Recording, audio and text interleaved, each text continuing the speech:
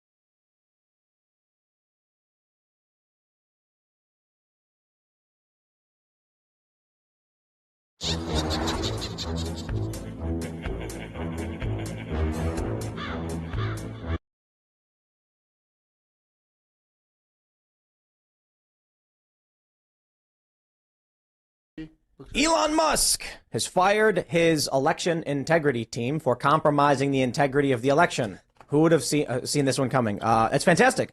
A lot of people were worried when it was announced that X would be bringing on the same old garbage. And many of these people, this is really funny because apparently one of these election integrity guys was making fun of me. And people were like, I'm concerned about the bias of this team when they're engaging in partisan attacks on, social commentators and things like that. But he fired them.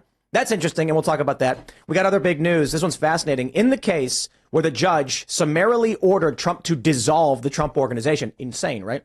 He values Mar-a-Lago at about $18 to $20 million, despite the fact that Mar-a-Lago generates $25 million per year. Something's not right. Yet, for whatever reasons you probably understand, Democrats and leftist personalities are agreeing with the judge.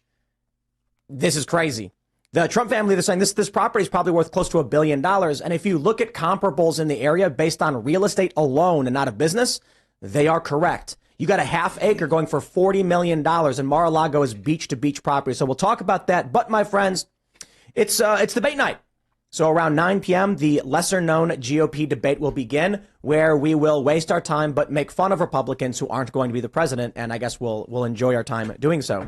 Before we get started, head over to timcast.com, click Timcast IRL X Miami, pick up your tickets while you still can. We are going to be in Miami all next week. Friday, October 6th, we will be live with Patrick Bet-David, James O'Keefe, Matt Gaetz, Ian will be there, of course. I will be there. Luke Rudkowski will also be there, plus many special guests. We're going to have Alex Stein doing a stand-up bit, a pre-show, and we're going to have an after show just for the people who are at this event, plus a bunch of free gear.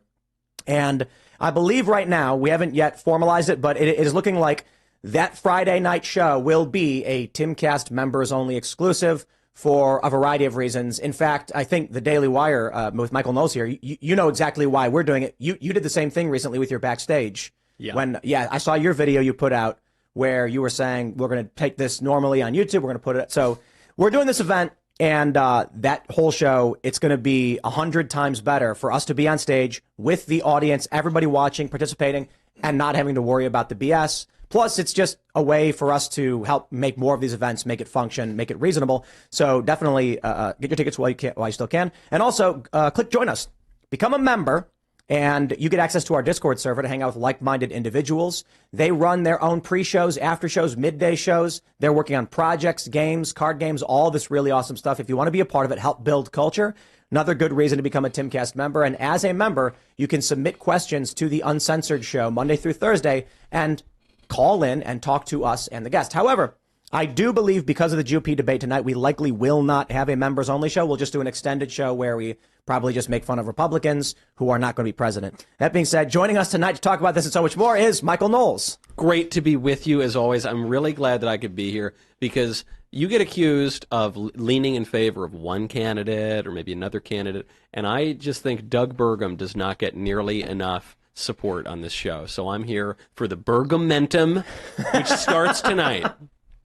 Did you coin the Burgumentum? The Burgumentum is the successor movement to the Croissants, or croissants for short, for Mr. Christie. That has not really taken off, so now we're on to Burgumentum. Burgumentum.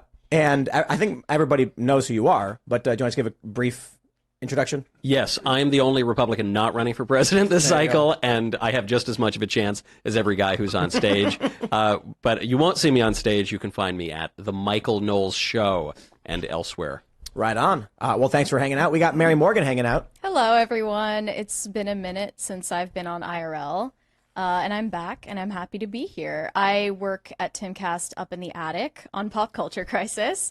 We don't really get into politics. We talk about Hollywood, celebrities, that kind of thing. So, yeah, I guess I'm going to have to talk about politicians and we do have Ukraine and...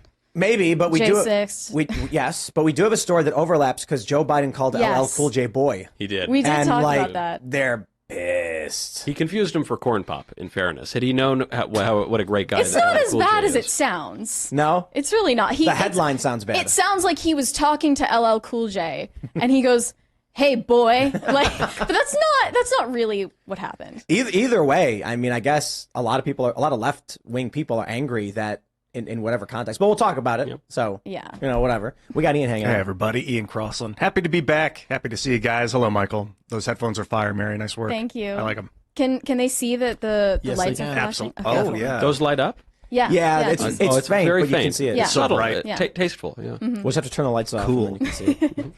Well, hello. Hi, Serge. How you doing? Hey, I'm doing good. Nice shirt again, man. Thanks, it's, man. It's sick. I'm a fan. Serge.com. Let's get started, Tim. We got this story from the Post-Millennial breaking. Elon Musk fires ex-election integrity team for undermining election integrity. This was just too good. This is big news considering we're entering the cycle and we got a debate tonight, so I figured let's jump into this one. Elon Musk announced on Wednesday that he has cut the electoral integrity team at X in half, including the newly brought on board head of the group, Aaron Roderick. When the news was reported, Musk replied, "Oh, you mean the election integrity team that was undermining election integrity? Yeah, they're gone." Is this like... Wow. You remember when Trump invited Mitt Romney to have dinner? And he said, "Hey, Mitt, maybe I'll make you Secretary of State." And he just humiliated Mitt Romney at this dinner. There's that picture of Trump grinning like the Cheshire Cat and Romney kind of, cowered over.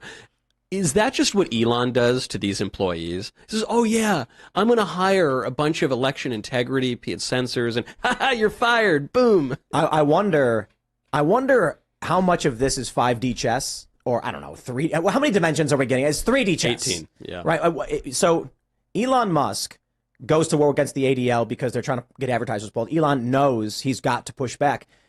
How much do you want to bet some of these advertisers or woke companies were like, your platform is undermining election integrity. And then he goes, we're actually hiring an election integrity team to make sure that doesn't happen. They went, oh, okay. He brings them in, gets evidence of them screwing with the election, Right. and then says, you're fired. And now he can go, here you go. We are. So now Elon can say, no, we are actually upholding election integrity. We fired these people that were doing all of these things.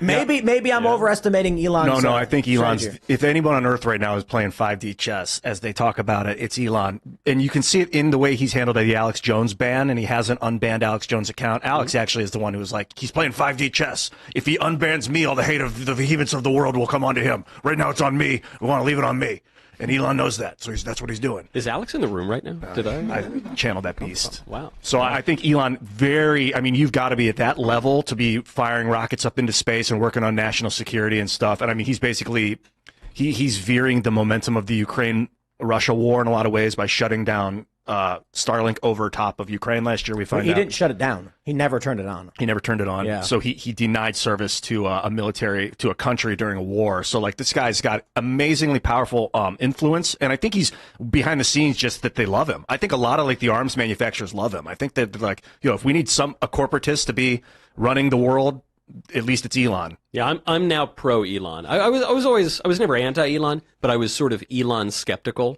because I just wondered if he was the monorail salesman from The Simpsons. I didn't know if it was all kind of a con. But it somewhat is. I get, but he just keeps winning. Like whenever you think, well, they've got him now, kind of like Trump, they've got him now, and then he just pulls a rabbit out of a hat and lives to see another day. Yeah, I think Elon has his agenda. He's clearly working towards a goal he has in mind. It just happens to overlap greatly with the rest of us. Yeah. And so that works. And then you see some of the stuff that's going on with, China and, Tesla factories there. And you're like, yes, Elon has an Elon agenda, but it benefits us. So it's like, I think I wouldn't describe Elon as evil. I would actually say we're mostly aligned. He cares about free speech. He cares about what's true. He wants a platform where, Community Notes is fact checking the fake news in the media because he wants truth. But I think his politics very much align with many left wing people. Yeah. He talks about it quite a bit. Yeah, that's true. Community Notes has kind of ruined satire on the platform, though. Because it just tells you the joke. Yeah, it's just a joke explainer at this point. And I actually, I like Community Notes a lot, but I got some criticisms because one thing that happened was I put out a tweet criticizing, I guess you can call it criticizing, but pointing out that the Ron DeSantis campaign had used footage from so it's complicated, but Elad Eliyahu reports for Timcast. However, he owns the rights after the fact, so we get first rights on all the content, and then he can do whatever selling them outside the company, but we get first rights to distribute them. Right. And so when the DeSantis campaign put out videos with our video that we had got first rights on, and then put paid for by the DeSantis campaign, it was literally just this clip, 7 seconds long, nothing else. There was nothing it wasn't an ad. It was a video shot by Elad Eliyahu saying he paid for it. And then I asked him, I was like, hey, did you sell this? And he's like, no. And I'm like, okay, well, like, we didn't sell it to him. Yeah. So I tweeted, we did not sell this to the DeSantis campaign or whatever. And what they did was, in my tweet, pointing out the clip they sent out to people via text was not paid for by the DeSantis campaign. The DeSantis people used Community Notes to change the context of what was said to create fake news. The insinuation was that the screenshot I had posted was a full-length advertisement and not a single clip. Right, of course. My point being, hey, they're sharing a clip from our news channel and then saying paid for by DeSantis on the video, which they did not do. Then they put in Community Notes.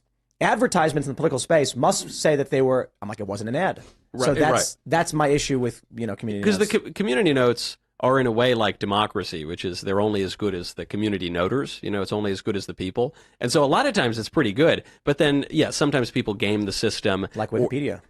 Just like Wikipedia. Yeah, I got this one. The best community note I ever saw. It says, Tim Pool is bald. It was in response to Help I'm Being Cyberbullied tweet from last month. Do you remember tweeting that out? It was something funny.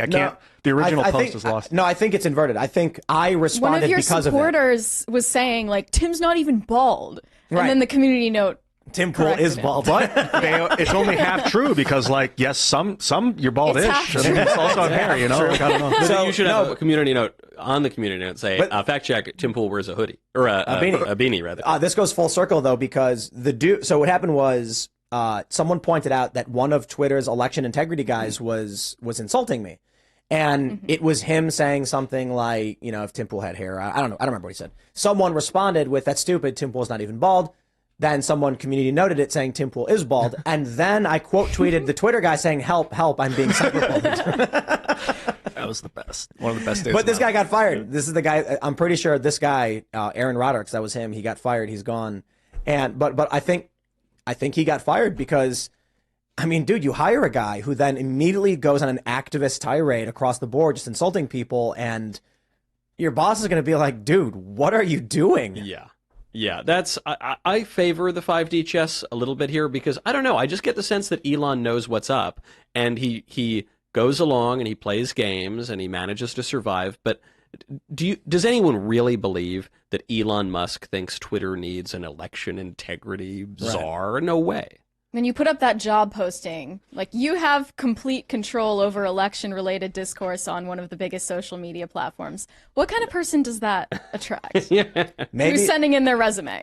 maybe it was a honeypot. You know, Elon Musk is Maybe. like, "Come control elections," and then he sees who comes in, and he's like, "I got you." Just a big bear trap on the other side. That's of right. the door. Yeah. Or but now, you know, maybe he's like, "Look, we have all this documentation of firing these people was upholding election integrity." I mean, he still has some people there. I think he only cut half of the team, right? But he fired, he said, the election integrity team that was undermining election integrity, they're gone. What do you guys think Well, about? I guess he's saying they're all gone.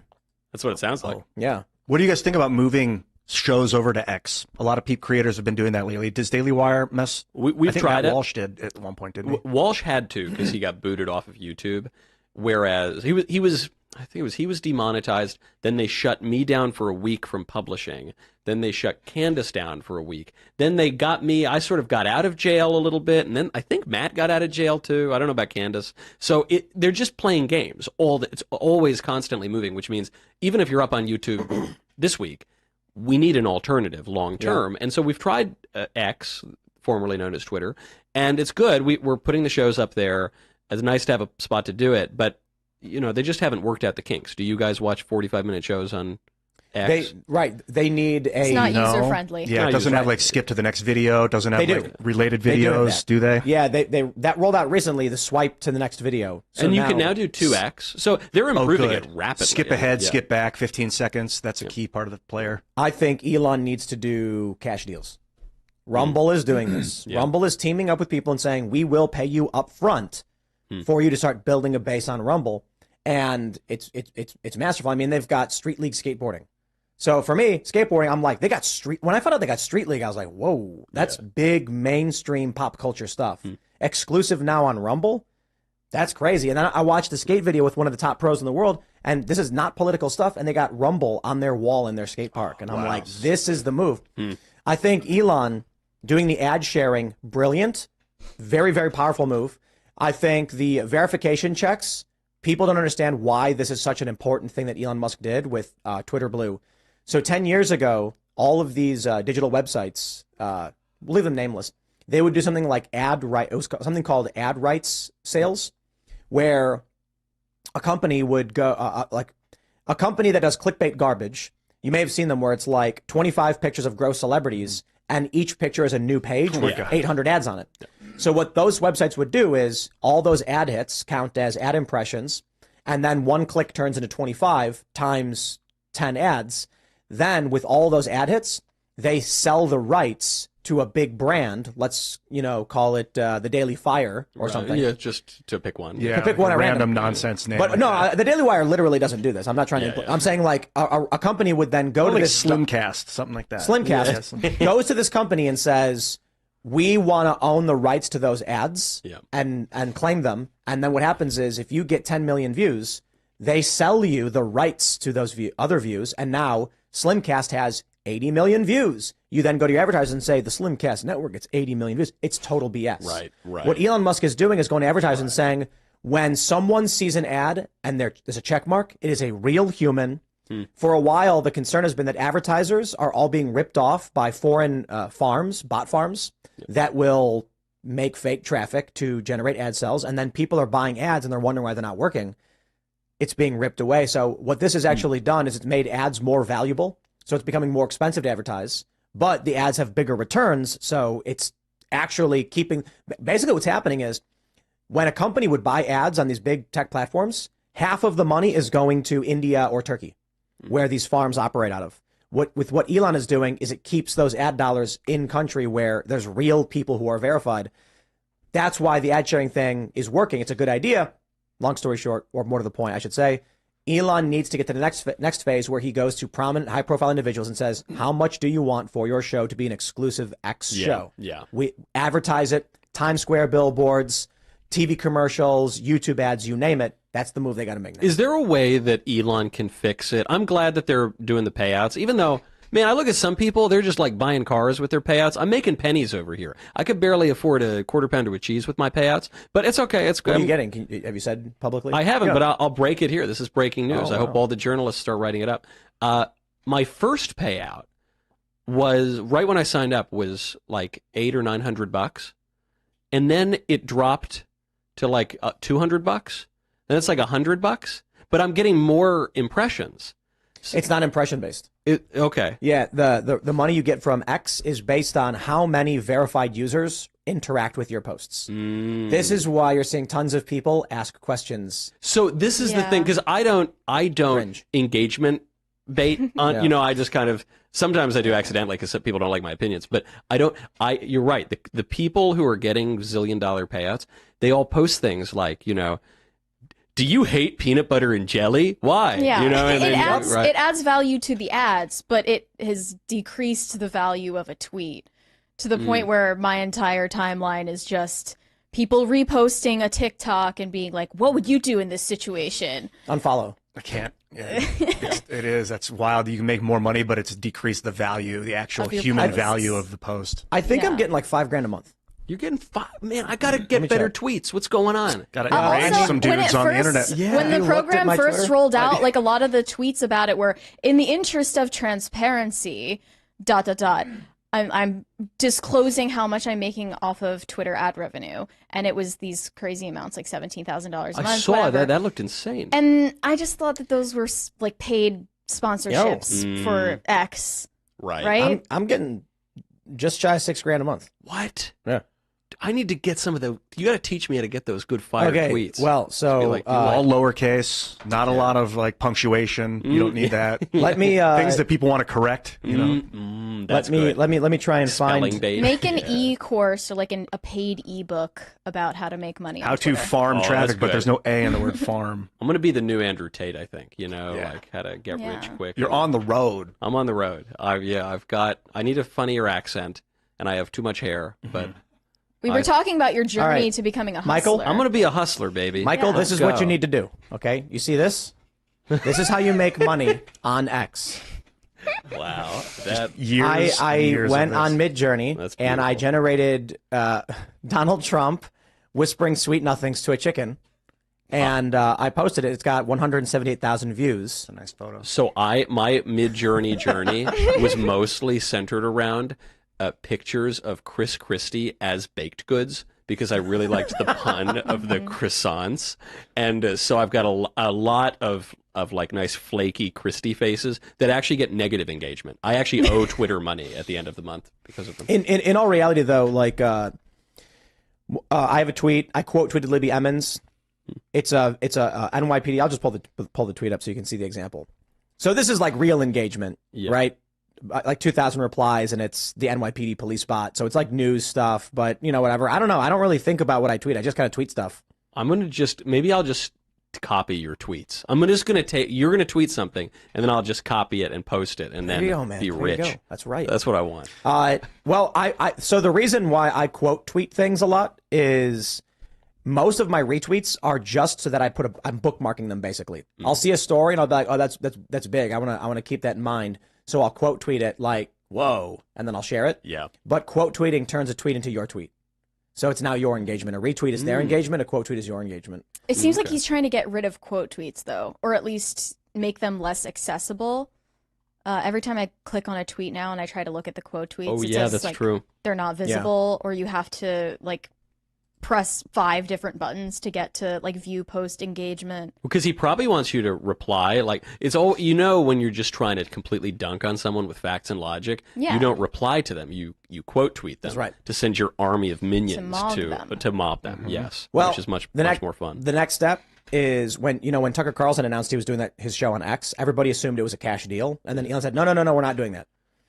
But if Elon came out and said, he's wondering why Russell Brand said all my shows are now on Rumble, and Elon's like, hey, what about us? We're defending you. It's like, Elon, dude, Rumble's probably giving him 8 figures or something. I don't know what the deal is, but they're probably paying Russell Brand fat stacks to be on Rumble. Elon, you can't just be like, hey, what about me? Okay, well, how much are we going to pay him? They don't have an exclusive deal with Russell Brand though, right? Because No he idea. I have still no idea. has that like 6 million following on YouTube.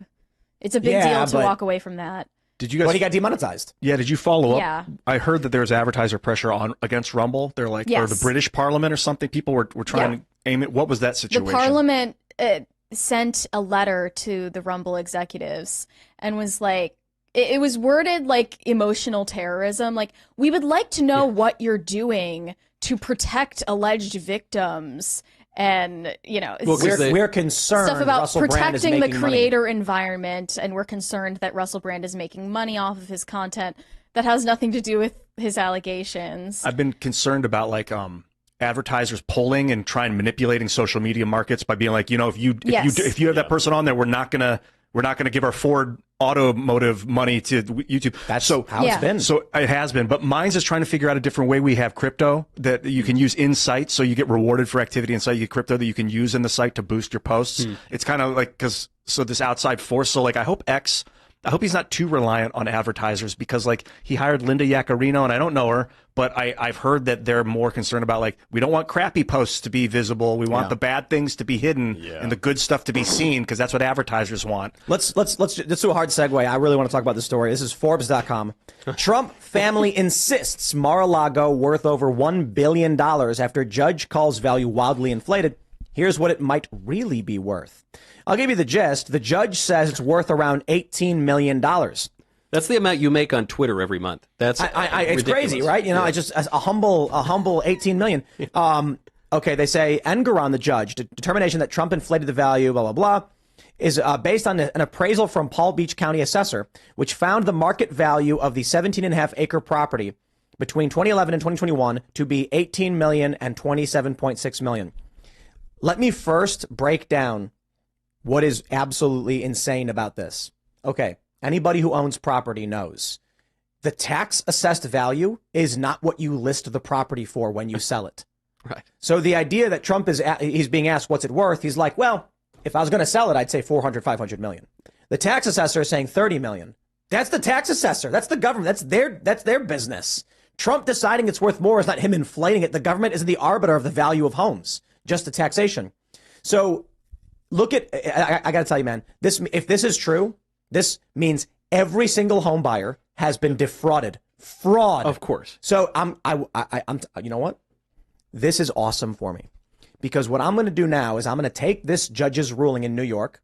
I'm going to go look at some New York City real estate, 2 to 3 commercial acres in Brooklyn with a tax assessed value of 200,000, and I'm going to go to the person selling it for 5 million and say, if you don't sell this to me for 200,000, I will have you investigated for fraud, because the value, according to this judge, is what the tax assessor says, not you. Sell it for 200,000 or else. And that strategy is going to work just so long as the person you say that to is the leader of the Republican Party in an election year. Then you're good. It's going to Exactly, happen. exactly. But no, they'd be like, screw off. I'm not selling you my commercial property for 200,000.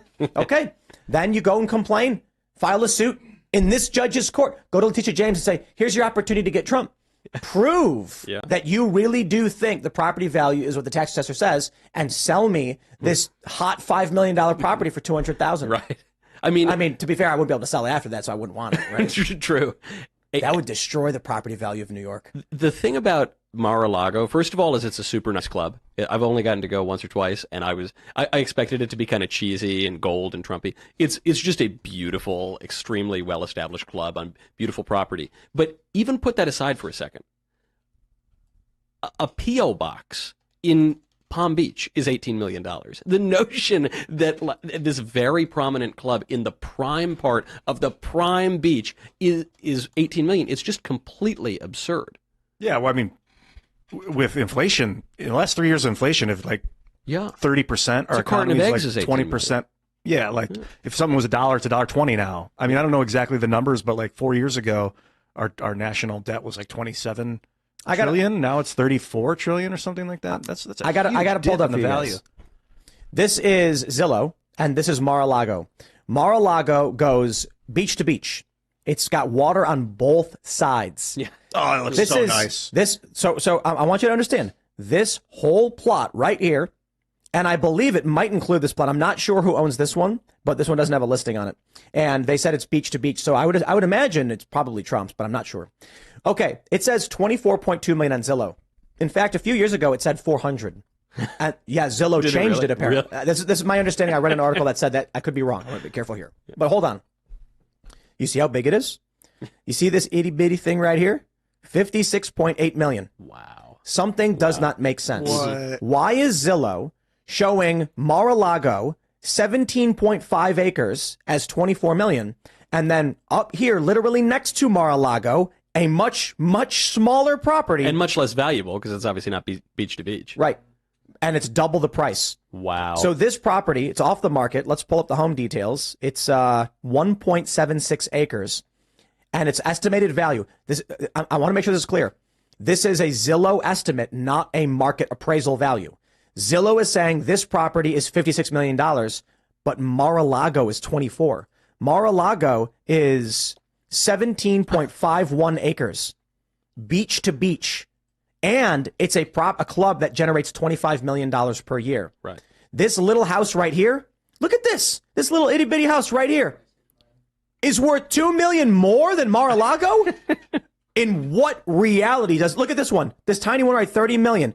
If you pulled up here and said, oh, this house is $30 million, and then you look at Mar-a-Lago, how come I can't get the 17 acres, right? Sell me that one. That's cheaper. That's insane. But of course, look, there's no logic to it. We could yell about it until we're blue in the face. They don't care whatsoever. The point of this ruling is to say, hey, Trump, we took away your election, perhaps, and Trump, we took away some of your money, and Trump, we're going to take away your freedom because we're going to put you in prison, and now we're going to take away your business just because we want to. Look at this. Right here, just south of Mar-a-Lago on this other side, 100 million for this 7-bedroom.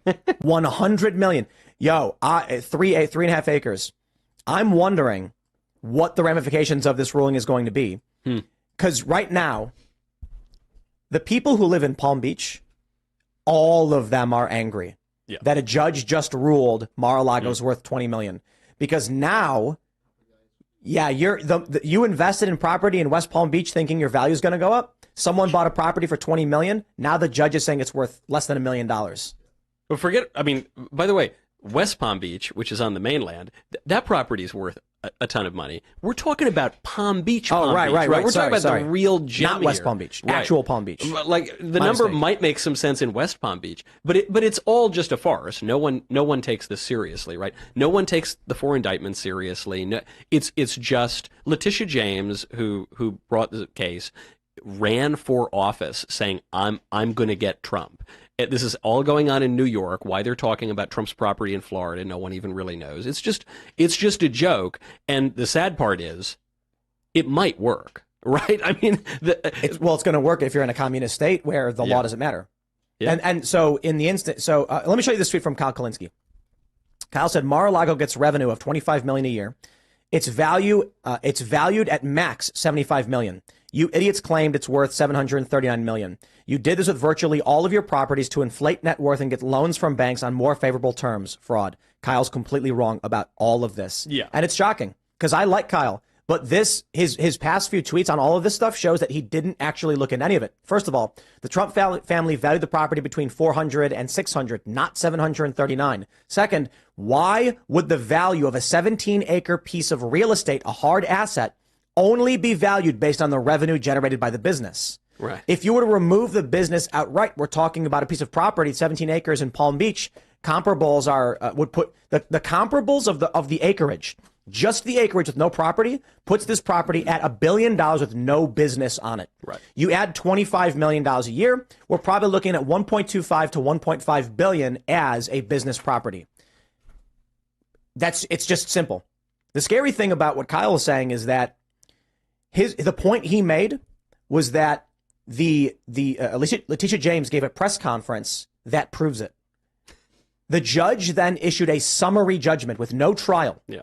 Sanctioned Trump's lawyers, banged the gavel and said, dissolve the Trump organizations, you committed fraud. No trial, no defense, no evidence.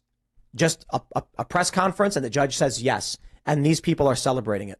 Of course. So, I was talking to Andy No, and he was asking if it was wrong, if I thought it was wrong that people on the right keep calling the left communists because they call people on the right fascist. And I'm like, well, the right's not fascist, but the left is communist.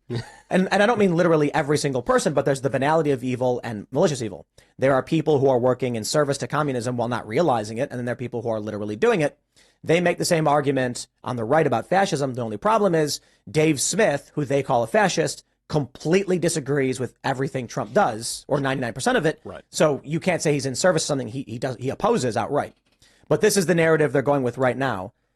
And now they're actually just, I'm looking at this. I tweeted in response to what Kyle said.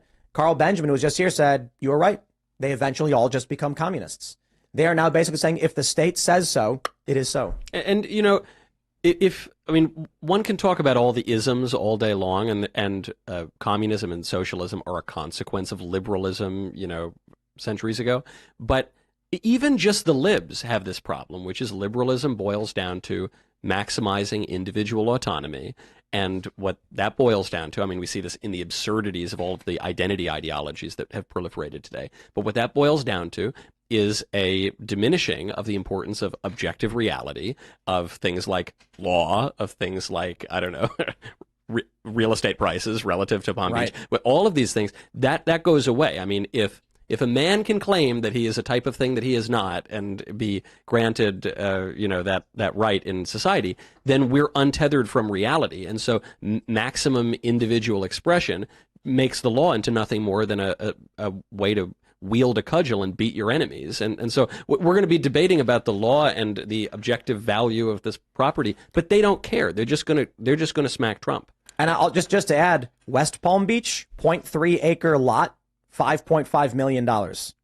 0.3. Wow. So let's do 15 per acre. Now do 17 acres, and yeah.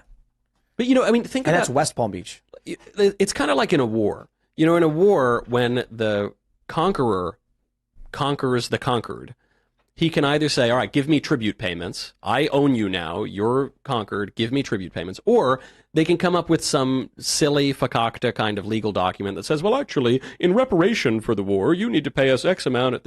But it's just a legal veneer to cover what is just brutal, basic politics. And that's what's going on right here. So if this decision is thrown out, which it certainly should be, they'll just do some other version of it, because none of this has anything to do with the value of Mar-a-Lago or Trump's businesses or the bank loans he got or any of it. It obviously only has to do with the 2024 election. It has to do with the fact that they view this man as a danger to their political project. And so if this stuff doesn't hold up in court, they'll just kill him. At a certain point, they're just going to kill. That is the end goal of all of this. That's what Alex Jones was saying too. Not that Well, that means it's true. I'm just saying he No, a it's- long Then let time me- ago. that he's is like, exactly "We're gonna what make that his plane means." crash or something. Yeah, let me rephrase it then. They will kill him. I can't do it. Yours is better than mine. How are you guys? I disagree. I don't think so. You don't think I got a better Alex Jones than Mike? You think mine is I don't better? think. I don't mine's better. think. I don't think Trump's life is in danger. So this strategy changed a long time ago.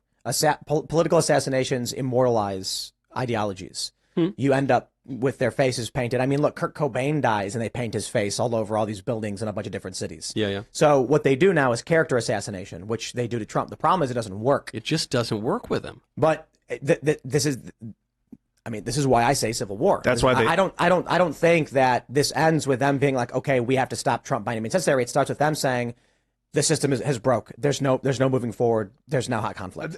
They definitely don't want to make him a martyr, but that's why they invented the heart attack gun and stuff where Nope. it doesn't look like an assassination. Doesn't matter. It's just like he died in his hotel room alone. No one knows why. It doesn't matter. Well, I don't want to talk too much about the darkness. John F. Kennedy gets shot, and immediately conspiracy theories, the CIA did it, and now Ron Paul comes on Timcast IRL and says, comes on IRL saying the CIA did it. It is now basically mainstream. RFK is saying that you can't. Your heart attack gun, it's not going to work. Anything bad happens to Trump, instantly all Trump supporters believe it was malicious. Something bad happened. If the No one believed it. aspartame and Big Macs haven't gotten him already, I don't buy a heart attack. Okay. No, they're going for character, and they're destroying his net worth now. Yeah. They are trying to make him a homeless person. That's the only thing they can do. If anything bad happens to Trump, whether it's him being mugged or his plane crashing, or he just has a heart attack from Big Macs and Diet Coke, he will be immortalized. It's very true, man. So they you want want to strip them of their wealth. You want Yep. them to fade into obscurity and be forgotten about. You want their children to have no heirs, no titles. You don't want any of that because that's just a headache in the future. So they're trying to take it all away from him and his family. Exactly. Essentially digital banishment. So what did they do? So one, you've got the prosecutions, put him in prison, immobilize him basically, strip him of his resources, strain him so he can't run and can't be as influential. They're basically just attaching as many weights as possible to Trump so they make him ineffective. The next thing we just saw them do, a judge summarily ruled, that means there's no trial, a judge just banged a gavel, the Trump organization is to be dissolved in 10 days. Yeah, so what's that? Some random judge just said, yeah, now do they be like, okay, nah, we're going to do some real law? Business, yeah. Well, they're filing an appeal. But what will happen, because we are in civil strife territory, civil war territory, this judge says it, you know for a fact, New York Democrat government is going to be like, oh, well, canceled. Trump organization dissolved. There's not going to be some principled person in the Democrat trifecta in New York State going, well, I mean, this is a little crazy for the judge to rule this. I don't think. No, they're going to be like, okay. Hopefully there's wealthy businessmen in the Democratic Party that are going to be like, this could happen to me. If they Nope. can just go bang, bang and dissolve people's There's companies. never a selfless thought like that. No. There are a few. You get But like, Mark do we Cuban want once to in a live while. in a world where Trump has nothing left to lose? Isn't that a little bit scarier? Bring it on, baby. Than Let's go. Than what he has now. And also, since he's been, digitally banished, like you said, Ian, why is he still waiting to come back to Twitter? That's the only platform came he back. has left. I mean, he's not really using it. Right, but he did post the mugshot. That's why. That's it, though. But he's Is not that saying enough? It's because whatever he posts on Truth is instantly reposted already. Yeah. But when he does post on X, it's major breaking news, huge. So he's using that Okay. like buckshot. I do wonder if this goes through, if this ridiculous judge and Letitia James get their way, does it really matter? I mean, one, will it dissolve the Trump organization? But two, it's not like Donald Trump makes automobiles. It's not like Donald Trump makes widgets. The company is him. It's just him. It's his name. It's his face. It's his lifestyle. It's his imprimatur on various other products. So can't he just start it again? Can't it just be Trump Organization 2, Electric Boogaloo, and this one's going to be registered in Tennessee instead of New York? But I mean, I think they're seizing the properties. I mean, how's this going to operate? Some of the companies that are being dissolved are just holding companies. Right. So, so for people who aren't familiar, when you're buying a property, you form an LLC, which owns the company. But they're gonna take his actual properties. But if they're dissolving the company, then who retains ownership of the property? They've dissolved the entity that owns it. Yeah, fire. I don't know. Can we start bidding on it? They're calling it the corporate death penalty. If the company owns the property and the company gets dissolved, who owns the property? Sounds like it goes to auction at that point. And that's crazy. If you as a human being, Ian Crossland, own property and then you're 80 years old and you pass on and you have no next of kin or whatever, who gets the property? Well, the state will probably just take it. I think that's what happens if you die and there's no one else. Or it goes to your next of kin or whatever. A corporation doesn't have any of that. The corporation is gone. Where does the property go? I imagine it would be the same as if somebody died. I just don't know. I mean, that's just that is like Fidel Castro level stuff. And I don't doubt that they want to do it. I just can't imagine the American people put up with that. I assume there have got to be some reasonable Democrats. I know that's a bad assumption, but people who don't want the entire system of business law to be totally upended in the United States just because they hate the mean orange man. But maybe not. Maybe they're irrational enough to do something like that.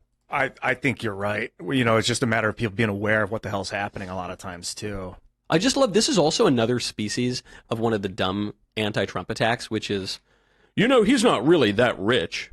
I always loved that in 2016. Some guy who doesn't have 2 pennies to rub together says, Trump's actually, he's broke. Like, well, he flies around in a 747 for his entire adult life. So if he's broke, he's doing a good job fooling all of us. He's living off of debt. He knows how to work the system.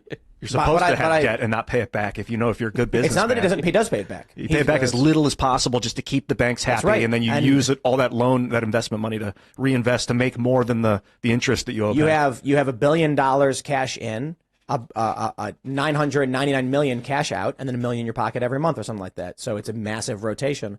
But I loved when they were saying Donald Trump's a failed businessman. He's had 5 bankruptcies or whatever. And that's then I was a success in business if you can pull off a successful bankruptcy. Yeah. But it's not that. It's that bankruptcy doesn't mean you've lost. It's bankruptcy protection to preserve the business. Right. Secondly, Trump had over 500 businesses and only a small handful went bankrupt. Then they said, whatever happened to Trump Steaks or Trump Magazine or Trump Water? See, where are those things? And I was like, all of those things are at Trump's golf resorts. Exactly.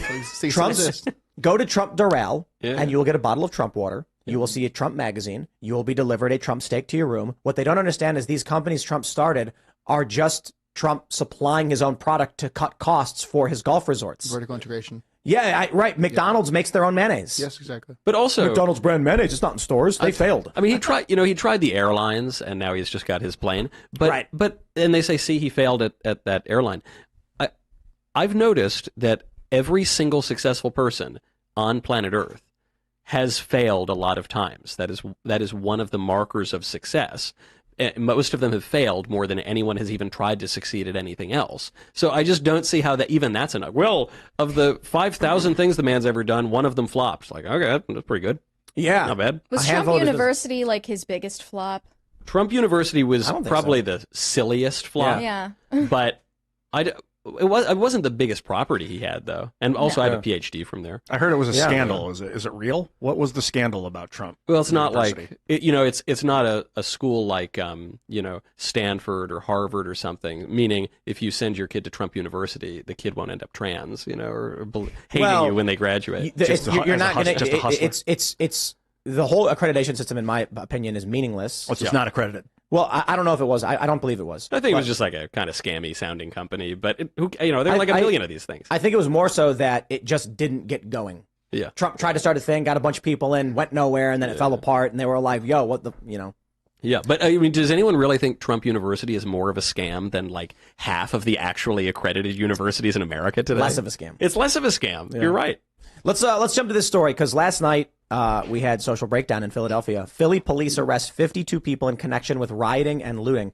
So basically, last night you had absolute insanity in Philadelphia. Over 100 people running around, smashing windows, breaking into stores and liquor stores, just stealing whatever they wanted. And they didn't care. They didn't care about the police. They didn't care about what was going on, and the police can't stop it. There was an influencer named Meatball. Yeah, live who streaming. got arrested for stealing bread from an Apple store. Bread? Bread? Yeah. Wait, what? Just to, they're just trying to get by. Yeah. Just trying to get food to that's right. keep surviving. Right, because that's what AOC said, right? That they're just struggling to get by. So, they feeling bad for Meatball right I was now. picturing just meatballs and a nice juicy hoagie roll, and I kind of lost track of the story for a second. But do they feed their families with Dior handbags? I don't know. Well, what they did was when they stole all the Apple products and went outside, the alarms on the devices went off saying you're being tracked, so they smashed them all. Yeah. But this is my point that I made earlier. When I talk about social breakdown, let me spell it out for you. If police are not held accountable when they commit crimes, then you get this. What do you think the political equivalent of this would be? So I'll give you an example. I don't believe that all cops are bad. I think that's silly. The ACAB people are nuts. I think police serve a purpose, but the problem is when we get instances of police impropriety, we are not likely to get accountability. I can speak to an example the example I often give of when I filmed the police wrongly arrest a photographer in New York who then filed a false police report and additionally lied under oath to try and convict a guy who had done nothing wrong. The police claimed that he was standing in the middle of the street blocking traffic when he was on the sidewalk, and I filmed him on the sidewalk when they arrested him. Cops lied. They just didn't want a photographer taking pictures of what they were doing. There was never any accountability for those cops. Now, you get a piece of information like that. It's a problem. How do we fix it? I don't know. There's got to be a solution to it. The leftists propagandize that, amplify it, and then lie about other instances because this seed means you get a George Floyd, you get an Ahmaud Arbery, no one will trust the police. Yeah. It doesn't matter if you're a fan of the cops or not. The point is this. The more stories you get and the more videos you get of police impropriety going unpunished, you'll end up with people like this saying, the police have no jurisdiction over me. Why would I listen to these gang members? And this is what I've explained before. If a gang member shows up at your house and says, I'm the boss now, do as I say, you'd be like, get out of here. If a cop shows up, now you're like, okay, I got to call my lawyer. They have a warrant. Now I got to listen. Yeah. What's happening now is police are being viewed no different than another gang. Now think about the political equivalent to this. If politicians in Congress can insider trade with no accountability, we know they're corrupt. We know they're taking these dirty deals. We know they're playing dirty games in politics. We now know that Democrats are going after Trump supporters. They're going after the president himself. They're dissolving his businesses. What's the political equivalent? You're going to get factions in combination with this and the politics. What you will see is regular guys in their neighborhoods starting neighborhood watches. Yeah.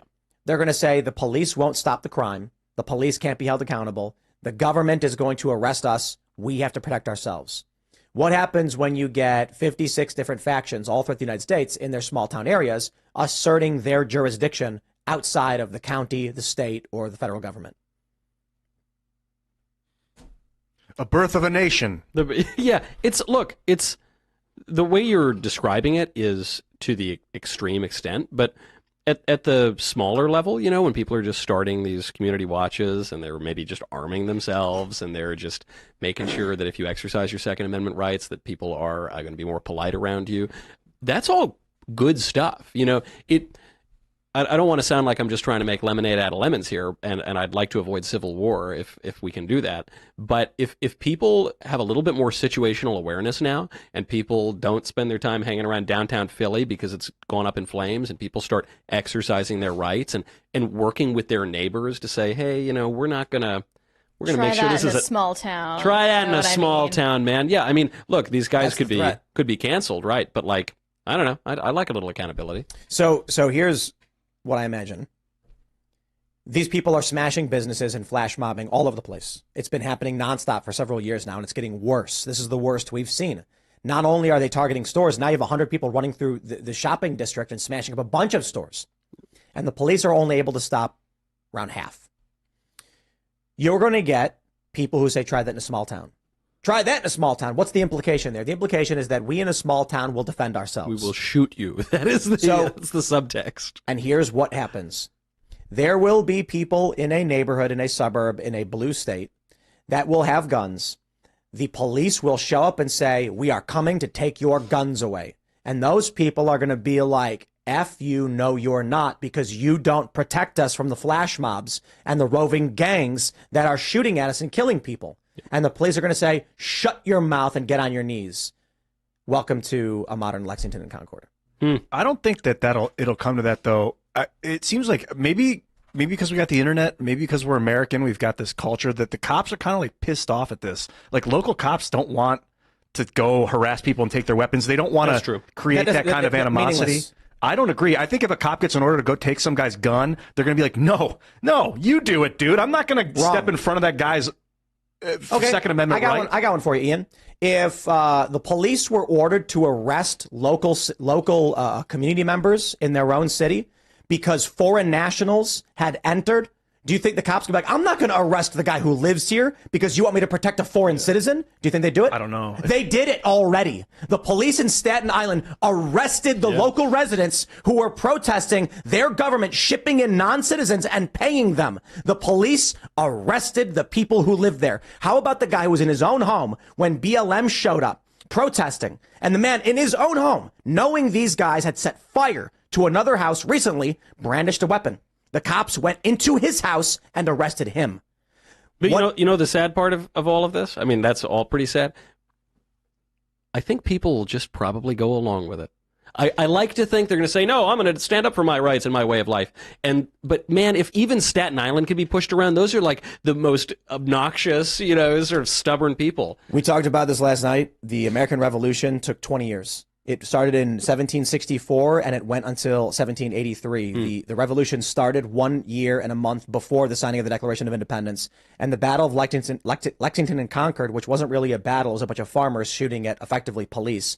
The reason why that marked the start, the shot heard around the world, was because before this, everyone said exactly what you were just saying right now. No one's going to stand up for themselves. No one's ever going to get into conflict with the regulars. No one will stand against the crown until one day when the crown said, we're coming to take your guns. And they went to the militias in the rural parts of Massachusetts, and they said, over our cold, dead hands. Someone started shooting. We don't know who. I think it's fair to assume it was the Americans who opened fire on the crown first. I think it was some drunk militia man like, yeah. I don't think that was it at all. I think 300 regulars marching down the street pointing muskets at you, and one guy, somebody didn't have trigger discipline, though. Were just like, I'm done with it. This is my fear. But the problem is, I don't see an off ramp. As Phil Labonte describes it, because all we ask for is like, guys, it's really simple. Police, you can't arrest a local resident because they're upset you shipped in non-citizens to their neighborhood and are giving them their tax dollars. Let me make this clear for everybody. Non-citizen illegally enters the country, gets a free bus ride or plane ride to your hometown, to Staten Island, to where you live. Your tax dollars to New York City are now paying these non-citizens who also have police protections from you and special protected status that AOC has fought for. They're working underground jobs and they're not paying taxes. Yo, I'm sorry, man. I'm deeply concerned about things like that. I'm deeply concerned about the fact that Colorado has no abortion restrictions and Oklahoma has total abortion restrictions. Hyperpolarization, but most importantly, the immigration thing I think is the scariest thing. Yeah. But think about how effective it's been. You know, we're paying attention to it now in particular because you see the crazy stuff in Staten Island, or you see Lampedusa gets overrun with more migrants than citizens of the island. But this has been going on now for over about 65 years. The movement of people into the United States over the last 65 years is the largest movement of people ever in recorded history. So, you know, the hour is a bit late on this issue, and there's this bizarre fact that no matter which party you elect, you just get more migration. The hour is a bit late, but all that means to me is that it'll be worse than it should have been. If 50 years ago, or whenever it started, people just said, hey, we're stopping this right now, there's no conflict. You just sign the paperwork and things are done. Maybe a little heated arguments in Congress. But now we're talking about a million plus people per year. Now we're at the point where the people who, hey, look, man, all that is required for evil to triumph is good men do nothing. Good people do nothing, right? And so the people of Staten Island for but too long, mostly men, I think we know. Right, sure. Yeah. But the people of Staten Island did nothing. These are people who pay taxes and support a machine and say, leave me out of it. I don't care about politics. I don't think about that stuff. That's the one Republican borough. There you go. And then one day they wake up and there's a bus being shipped in of non-citizens and they're saying, hey, your tax dollars, everyone's got to pitch in for these guys. And they're like, wait, these 20-year-old men from El Salvador and, sorry, not El Salvador. El Salvador's doing really well and everyone's moving back. But from Guatemala and Honduras, no, seriously though, but from Honduras and Guatemala who are fleeing here, then when they come out and they say, hey, get this bus out of here, the cop looks them straight in the eyes with a Joker grin and says, I will crack you over the skull if you stop what we are doing to your home. And then what happens? The cops beat and arrest the people who live there to protect the non-citizens. Yeah. This is unsustainable. You know, it's insane. I guess, though, that's my point, is that even the Republican borough with the tough Italian Staten Islanders, most people haven't even heard this story. Nothing really happened. And so, look, maybe something... Right, but... You're saying just wait and it'll... Well, so if the revolutionary period started in 1764... and it took 11 years to get to the point where people were opening fire on regulars. Yeah. You know, we could be 8 years away. Or if the Strauss-House generational theory is correct, then we're looking at maybe I think in 4 years, we're in deep trenches of serious conflict in our urban centers. In the United States? Yeah. What about the world? Do you think, yeah. I can't imagine that something would happen in the United States and not the rest of the world. I It agree. would be a global firestorm if something like that were to go down. If the U.S. destabilizes in this way, China immediately takes Taiwan. and try and take the Western United States. It would be like land grab central. Like if the Civil War or the Revolutionary War was a French opportunity to take control of the Atlantic Ocean by demolishing the British, and they did that. So when you make a good point too, Ian, which is you've already got this difficult situation we're in, where the West, led by America, is decaying and China is largely on the rise. So you're seeing what people are calling the inevitability of a bipolar world already, so cracking U.S. hegemony for the first time since the Cold War is over, and frankly even a little earlier than that.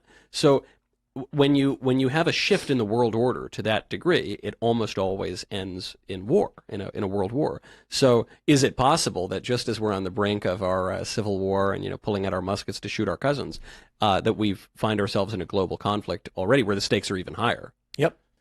Does Russia advance knowing that the United States is completely destabilized?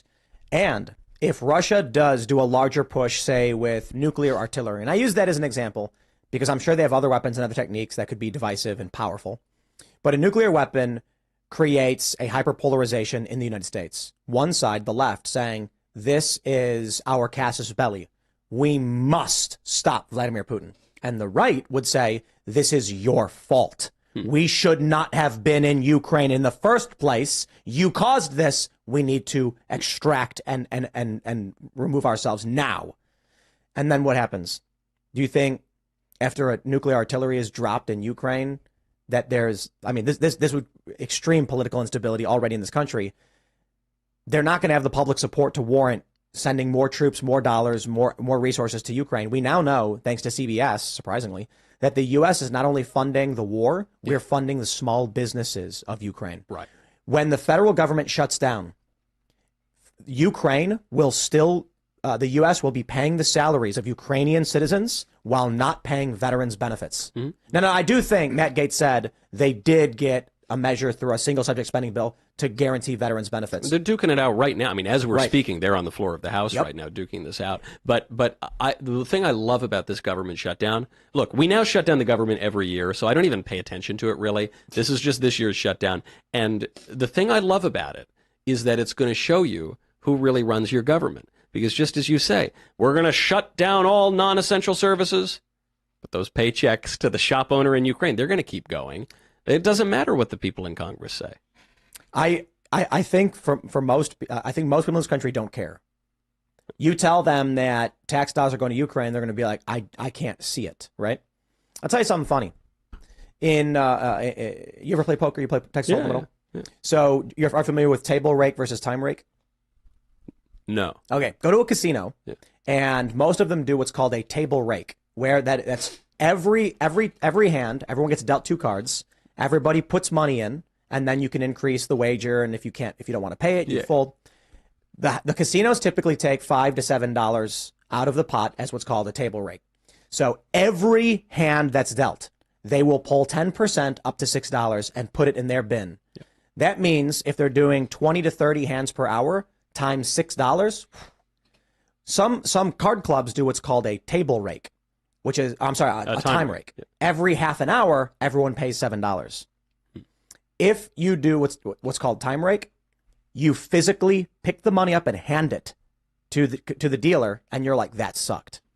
If you do a table rake, you never know because the dealer's pushing you your winnings and pulling from it without you realizing. And people beg for table rake, which takes substantially more money away from them.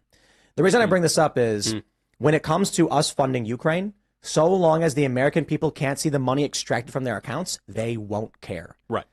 As soon as if Joe Biden said we're gonna debit your bank account $5 to fund the war in Ukraine, there would be a riot. It'd be over in 1 second. Done. But what they're really going to do is it's all funny money, and we're so incredibly in debt at this point that people don't even pay attention to it.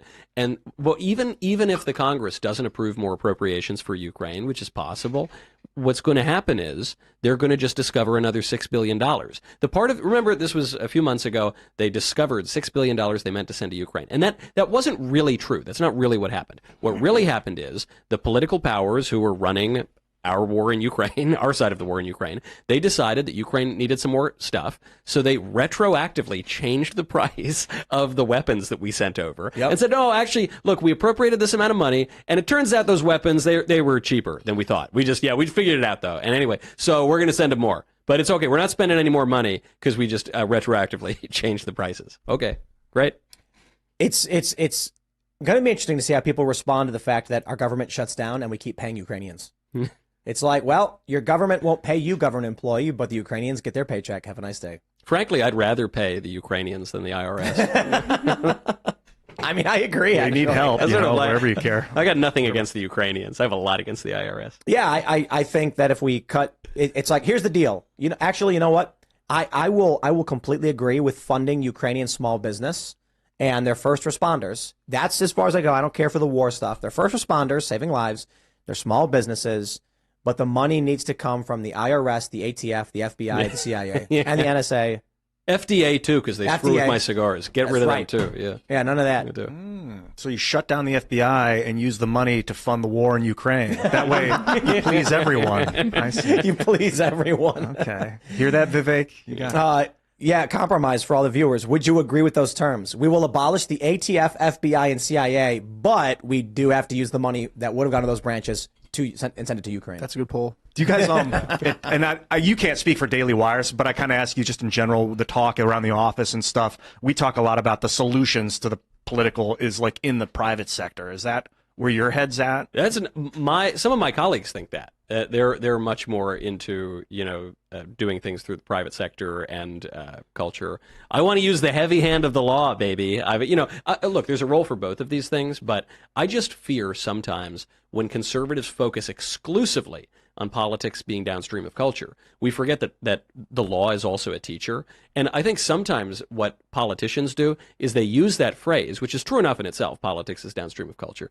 They use that as an excuse not to do anything and not to pass any laws and not to wield any power and not to, they just say, oh no, we need to make better movies or whatever. Yeah, no, the movie makers are better movies. You're in Congress. You need to use your political power, man. Well, the debate's starting. You guys ready? Oh, yeah. Let's do it. Here we go. I can't wait. Bergamentum, baby. Oh, you're all about Bergam. I love it. I'm a big Bergam guy. Yeah, he's great. And I am thrilled to Shout out to Rumble. alongside my co-moderators, Fox News Channel Dana Perino and Ilya Calderon. Wow. It's a very exotic panel. Fix your Black audio. Rifle Coffee Company. Thank you, Stuart. Yeah. President Reagan famously described America as a shining city on a hill. And tonight, 7 candidates will make the case they should like a be hanger, the so- one to lead What are they that doing? city into a they brighter could've treated tomorrow. it. Could've But been first, they have to convince you, They're not going to. I'm voting for Trump. the voter. Please allow me to welcome was a great our pause Spanish-speaking audience. Right, it was Muy perfect. buenas noches a todos. Desde la Biblioteca Presidencial Ronald Reagan, los precandidatos biblioteca. republicanos también buscan su Kes? voto. Oh para no, las that was primarias del French. partido. What the hello is this? Oh, why are we speaking a foreign language at an American presidential debate? Qualified and Oh, it's chosen Spanish to in be Florida, on the you know. stage tonight. They are positioned by the order they rank in the polls, with the highest polling candidate in the middle. It's not Standing DeSantis. Center stage, Florida Governor Ron DeSantis. I guess technically. Pain in his eyes. No, but I'm saying Nikki Haley's beating him in polls. In New Hampshire, she is. I thought nationally she was. Yeah, that's pretty. Wow. A bunch of polls show had to have matchups with Biden. Nikki Haley is winning. DeSantis is losing. I believe it. I believe that. Chris Christie. People underestimate Nikki, and she's moderate, so conservatives Yeah, don't like but her she's- sometimes. Vice President Mike She's Pence. talented. Though. She is, but I don't like. She's too war hockey. You're for not me. gonna vote for her, obviously, Doug but like, Burgum. Burgum. there he is, the dark horse. Questions on a wide variety of issues important to primary All wearing the voters. red, all wearing the power. Candidates get 1 minute to answer and 30 seconds to respond if singled out. When their time runs out, we'll all hear this.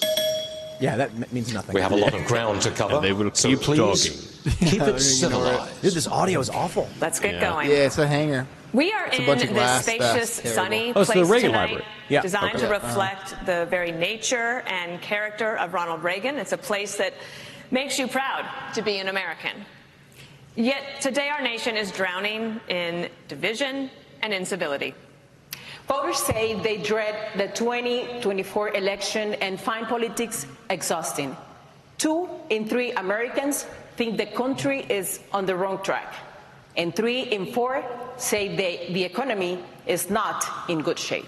Prices are up 18% since 2020. More than half of the U.S. population has little access to childcare. 85% of Americans say their personal finances are a source of stress. Americans want to believe a leader who says, "You can follow me. I've got you. Don't a lot worry." of wind up for this. I know. Biden is trying to do that. I'm like rolling my eyes over here. Bidenomics.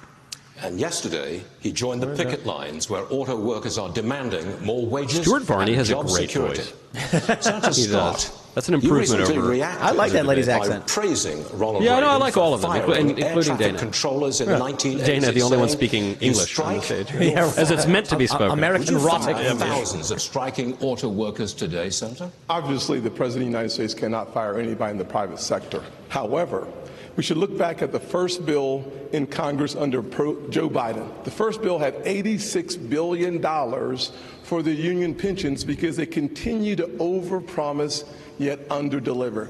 One of the challenges that we have in the current negotiations is that they want 4-day French work weeks, but more money. They want more benefits, working fewer hours. That is simply not going to stand. I sat in a finance committee hearing when a widow came before the committee who was promised pensions from the unions, $4,000 a month. Unfortunately, it had been cut to $1,000 a month. We must make sure that we honor the commitments that we make, and one of the ways that we do that, do not overpromise and then underdeliver and leave the taxpayers on the hook. I'll say this, Joe Biden should not be on the picket line. He should be on the southern border working to close our southern border because it is unsafe. It was too wonky an intro to that answer, but that was a good one. Well, he realized he was losing it and then was like, the border's open! The last 12 months because of fentanyl. It is devastating. Every county in America is now a border county because fentanyl has devastated Americans in every single state. I will also say 6 million illegal crossings. Because he started out answering the question, which was a very dumb idea because nobody cares about the auto workers strike. Finish the wall, reinstate Title 42, and get the job done. Get it done. I can promise you that we are going to have a lot of questions on the border and immigration. That man will in the not be meantime, president. we do want to talk He's about such the a nice economy and guy. jobs. I really And like him. especially we want to talk about this strike for just a moment I want more. some Mr. DeSantis Ramaswamy, cringe. you said you really empathize with the strike. I honestly feel bad for DeSantis, and I kind of relate to him in a what he way. said, or do you think he's wrong? Because he's just I agree so with some of what he inhibited. said, for sure. I like the spirit of it. I'll say that I don't have a lot of patience for the union bosses. I think that's where he and I actually have a common view. I do have a lot of sympathy for the workers, however. People are going through real hardship in this country. I've been through hardship growing up. My father stared down layoffs at GE under Jack Welch's tenure at the GE plant in Evendale, Ohio. My mom had to work overtime in nursing homes in Southwest Ohio to make ends meet and pay off our home loan. So I understand that hardship is not a choice. But victimhood is a choice, and we choose to be victorious in the United States of America. You know what, if I was giving advice to those workers, I would say go picket in front of the White House in Washington, D.C. That's really where the protest needs to be. Disastrous economic policies that have driven up prices, that have driven up interest rates and mortgage rates, at the same time wages remaining stagnant. What we need is to deliver economic growth in this country.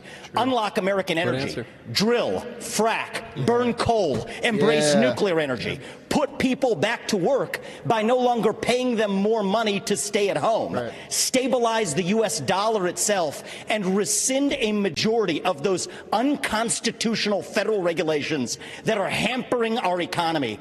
That is how we unleash American exceptionalism. And that's not a Democratic vision or a Republican vision. That is an American vision that we embrace economic growth, and capitalism is still the best system known to man to lift us up from poverty, and we should not apologize for it. That's what it means to be an American. He's too smart.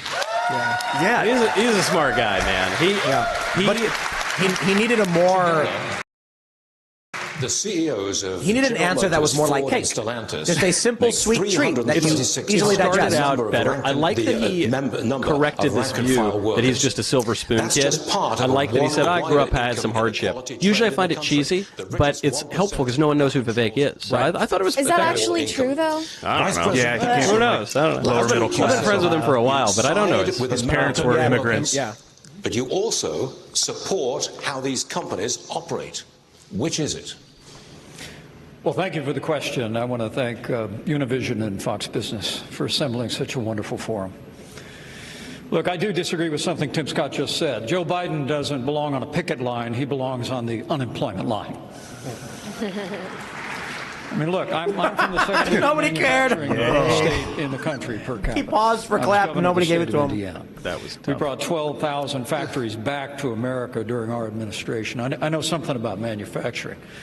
And I got to tell you, while the union bosses are talking about class warfare and talking about disparity in wages, I have to tell you, I really believe what's driving that is Bidenomics has failed.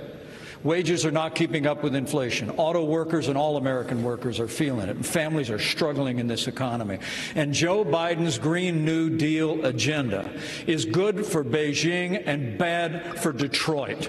We ought to repeal the Green New Deal, get rid of the mandates and subsidies that are driving American gasoline automotive manufacturing into the graveyard.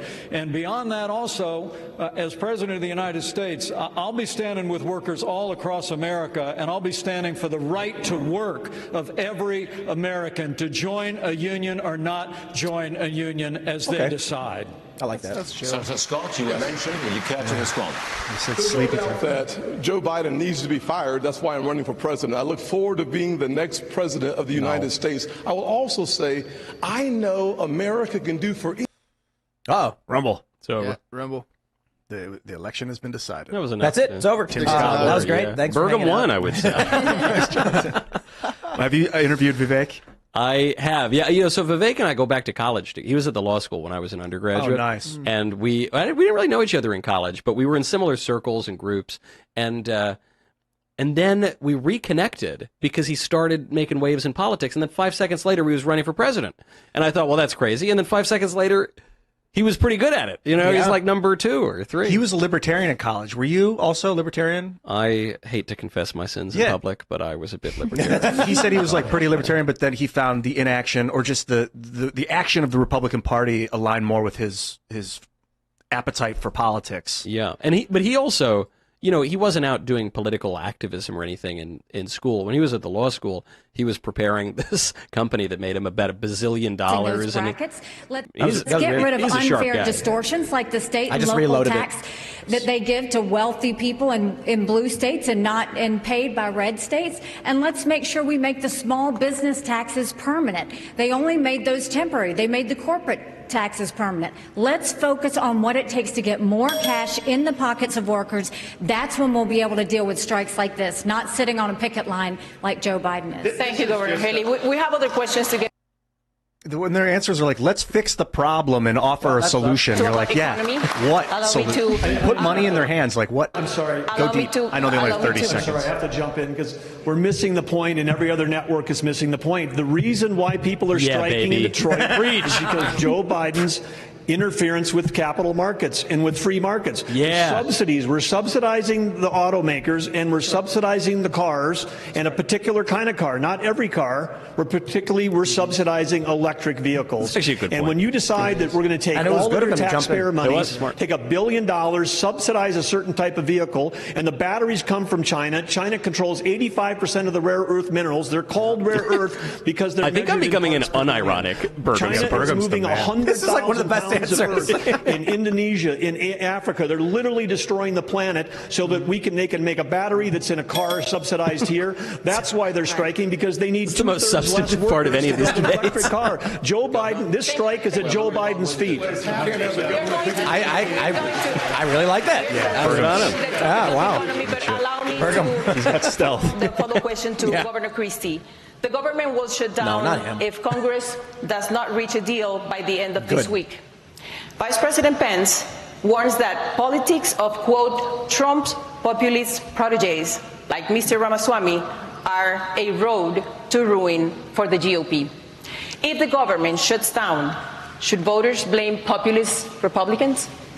Voters should blame everybody who's in Washington, D.C. They get sent down there to do the job, and they've been failing at doing the job for a very long time. And let's be honest about this with the voters. You know, during the Trump administration, they added $7 trillion. $7 trillion in national debt. And now the Biden administration has put another $5 trillion on and counting. They have failed, and they're in the spot they're in now because none of them are willing to tell the truth. None of them are willing to take on the difficult issues. They just want to keep kicking the can down the road. And the inflation that Nikki spoke about is absolutely right, and it's caused by government spending. And that's why people all across this country are suffering tonight. And yet we don't get any answers because Joe Biden hides in his basement and won't answer as to why he's raising the debt the way he's done. And Donald Trump hides behind the walls of his golf clubs and won't show up here to answer questions like all the rest of us are up here to answer. This is low energy. He put $7 trillion on the debt. He should be in this room to answer those questions by the people who talk about who are suffering. Well, and if the government, thanks, Chris, for mentioning Trump. closes, it's the blame. It is to the blame of everyone in Washington, D.C., who has failed to do their job and just plays to the grandstand. I would rather be eating Pizza Hut pizza and watching reruns of The Simpsons than listen to Chris Christie. Yeah, he struggles to breathe. I would rather do that than most things. Ironically, it's not a very fun thing to do. Governor DeSantis, you haven't spoken. Please. Right people in Washington are shutting down the American dream with their reckless behavior. They borrowed, they printed, they spent, and now you're paying more for everything. They are the reason for that. They have shut down our national sovereignty by allowing our border to be wide open. So please spare me the crocodile tears for these people. They need to change what's going on. And where's Joe Biden? He's completely missing in action from leadership. And you know who else is missing in action? Donald Trump is missing in action. He should own the stage tonight. He owes it to you to defend his record. He had to go they after added $7.8 trillion to Otherwise, the he's debt. going to end up That at set like the 9%. stage for the inflation. Trump's not the president, Ron. Come on. Florida, we cut taxes. We ran surpluses. Keep my we man's paid name down over out your 25% of state debt, and I vetoed wasteful spending when it came to my desk. And as your president, when they send me a bloating spending bill that's going to cause your prices to go up, I'm going to take out this veto pen and I'm going to send it right back to them. That was a really good answer, Ron. I really appreciate it. Still voting Trump. Don't you agree, though? He's got to go in. At some point, he's got to go at Trump, right? Like, it's not going to, it's almost certainly not going to work, but he's got to do it at some point. Per month. Some families are spending up to half of their income on childcare, and they're having to decide, is it worth it for me to work, or does it not make sense for me financially? In 3 days, the billions of dollars in pandemic-era funding is going to end, and 70,000 daycares could close. So you had an effort to broaden eligibility for child care assistance. That fell apart last year. And for the moms and dads out there who are worried, what can you tell them if you weren't able to get it through the Congress? How could you do it as president? Certainly one of the things I did as a member of Congress was to make sure that we protected the Head Start programs around the country, giving people the opportunity to pick and choose the place that they send their children. The challenges that we see today. Every time it's him. Under the Biden administration is that the cost for daycare has gone over $15,000 per child. In the Build Back Broker plan, he called it a Build Back Better plan, it was going up to $29,000. The way we fix that problem Unrelated, but I heard this guy is a virgin. Cut taxes and give more Americans their money back. I helped write the Tax Cuts and Jobs Act. We actually lowered a single mother's taxes by 70% on the federal level. For dual income households by 60%. Then we went a step further. We doubled the child tax credit and made it refundable. By doing that, more parents had more resources to make the decisions how to take care of their family. The one thing we should do is let the American people keep their money. When that happens, the greatest opportunities rise from the ashes. I heard that he enjoys the company of and then we're going to the border. Ilya, mischaracterized. I mean, I did. It was a big news story. That he's a little, I don't know. In our party. No, they're saying that he's like is not between privately on the stage. And in the Reagan Library, I want to say these are good people on I don't know. I've never stage. seen any proof of it. The real divide is Right. between the majority of us in this country who love the United States of America and share It's our crazy founding how he ideals. looks like he's 19. Free speech. Yeah, I know. He's 20 and a half. Get ahead in this actually. country, not He's on the been working color out of a your lot. skin, I think he but on the dropped some content fat. of your character. And the fringe minority in the Democrat Party that has a chokehold over that party. That's the real divide. Right. So this populist We are going versus to go to classical debate immigration and the is border. artificial. Ilya? We need to unite this party. Can I speak about the administration? Damn, I thought they said abortion, not immigration. Vivek slipped a bit. Yeah, he was doing really well before the first debate. Now he's, I think he's like all these questions third we're or gonna fourth get place. to. We're Because gonna his come back last to. There's a lot of performance was time. We're gonna- polarizing. Young people loved it, but older people hated it. So I felt it helped him, but he's got to ride that line this time. You know? We got Burgum. Oh, let's go. We passed legislation because Sir, we will is get you some questions, but you're going to have to let us move on. We are going to the border next. child care. Burgum trying to save the world, bro. They need to shut him up. They can't let him speak. It's too much for them. The idea of amnesty cut his mic. for those who have put down roots and who have lived here, even though sometime back they may have entered illegally. 2 years later, President Reagan granted amnesty to nearly 3 million immigrants, something no Democrat or Republican president has done since. They don't mention that. Governor Christie, as governor of a non-border state in 2010, you supported a path to citizenship. But when you ran for president in 2016, you flipped, saying immigrants should be tracked like FedEx packages. Did she and a path to citizenship for 11 million of undocumented immigrants. Well, the problem is that since no one has done anything since we first had this discussion 13 years ago, we're not in a position to be able to do any of that anymore. What we have to do now is first treat this like the law enforcement problem it is. Our laws are being broken every day at the southern border, every day. And Joe Biden and his crew is doing nothing about enforcing that law. They are letting it go. And by the way, they announced during the presidential race they were going to let it go.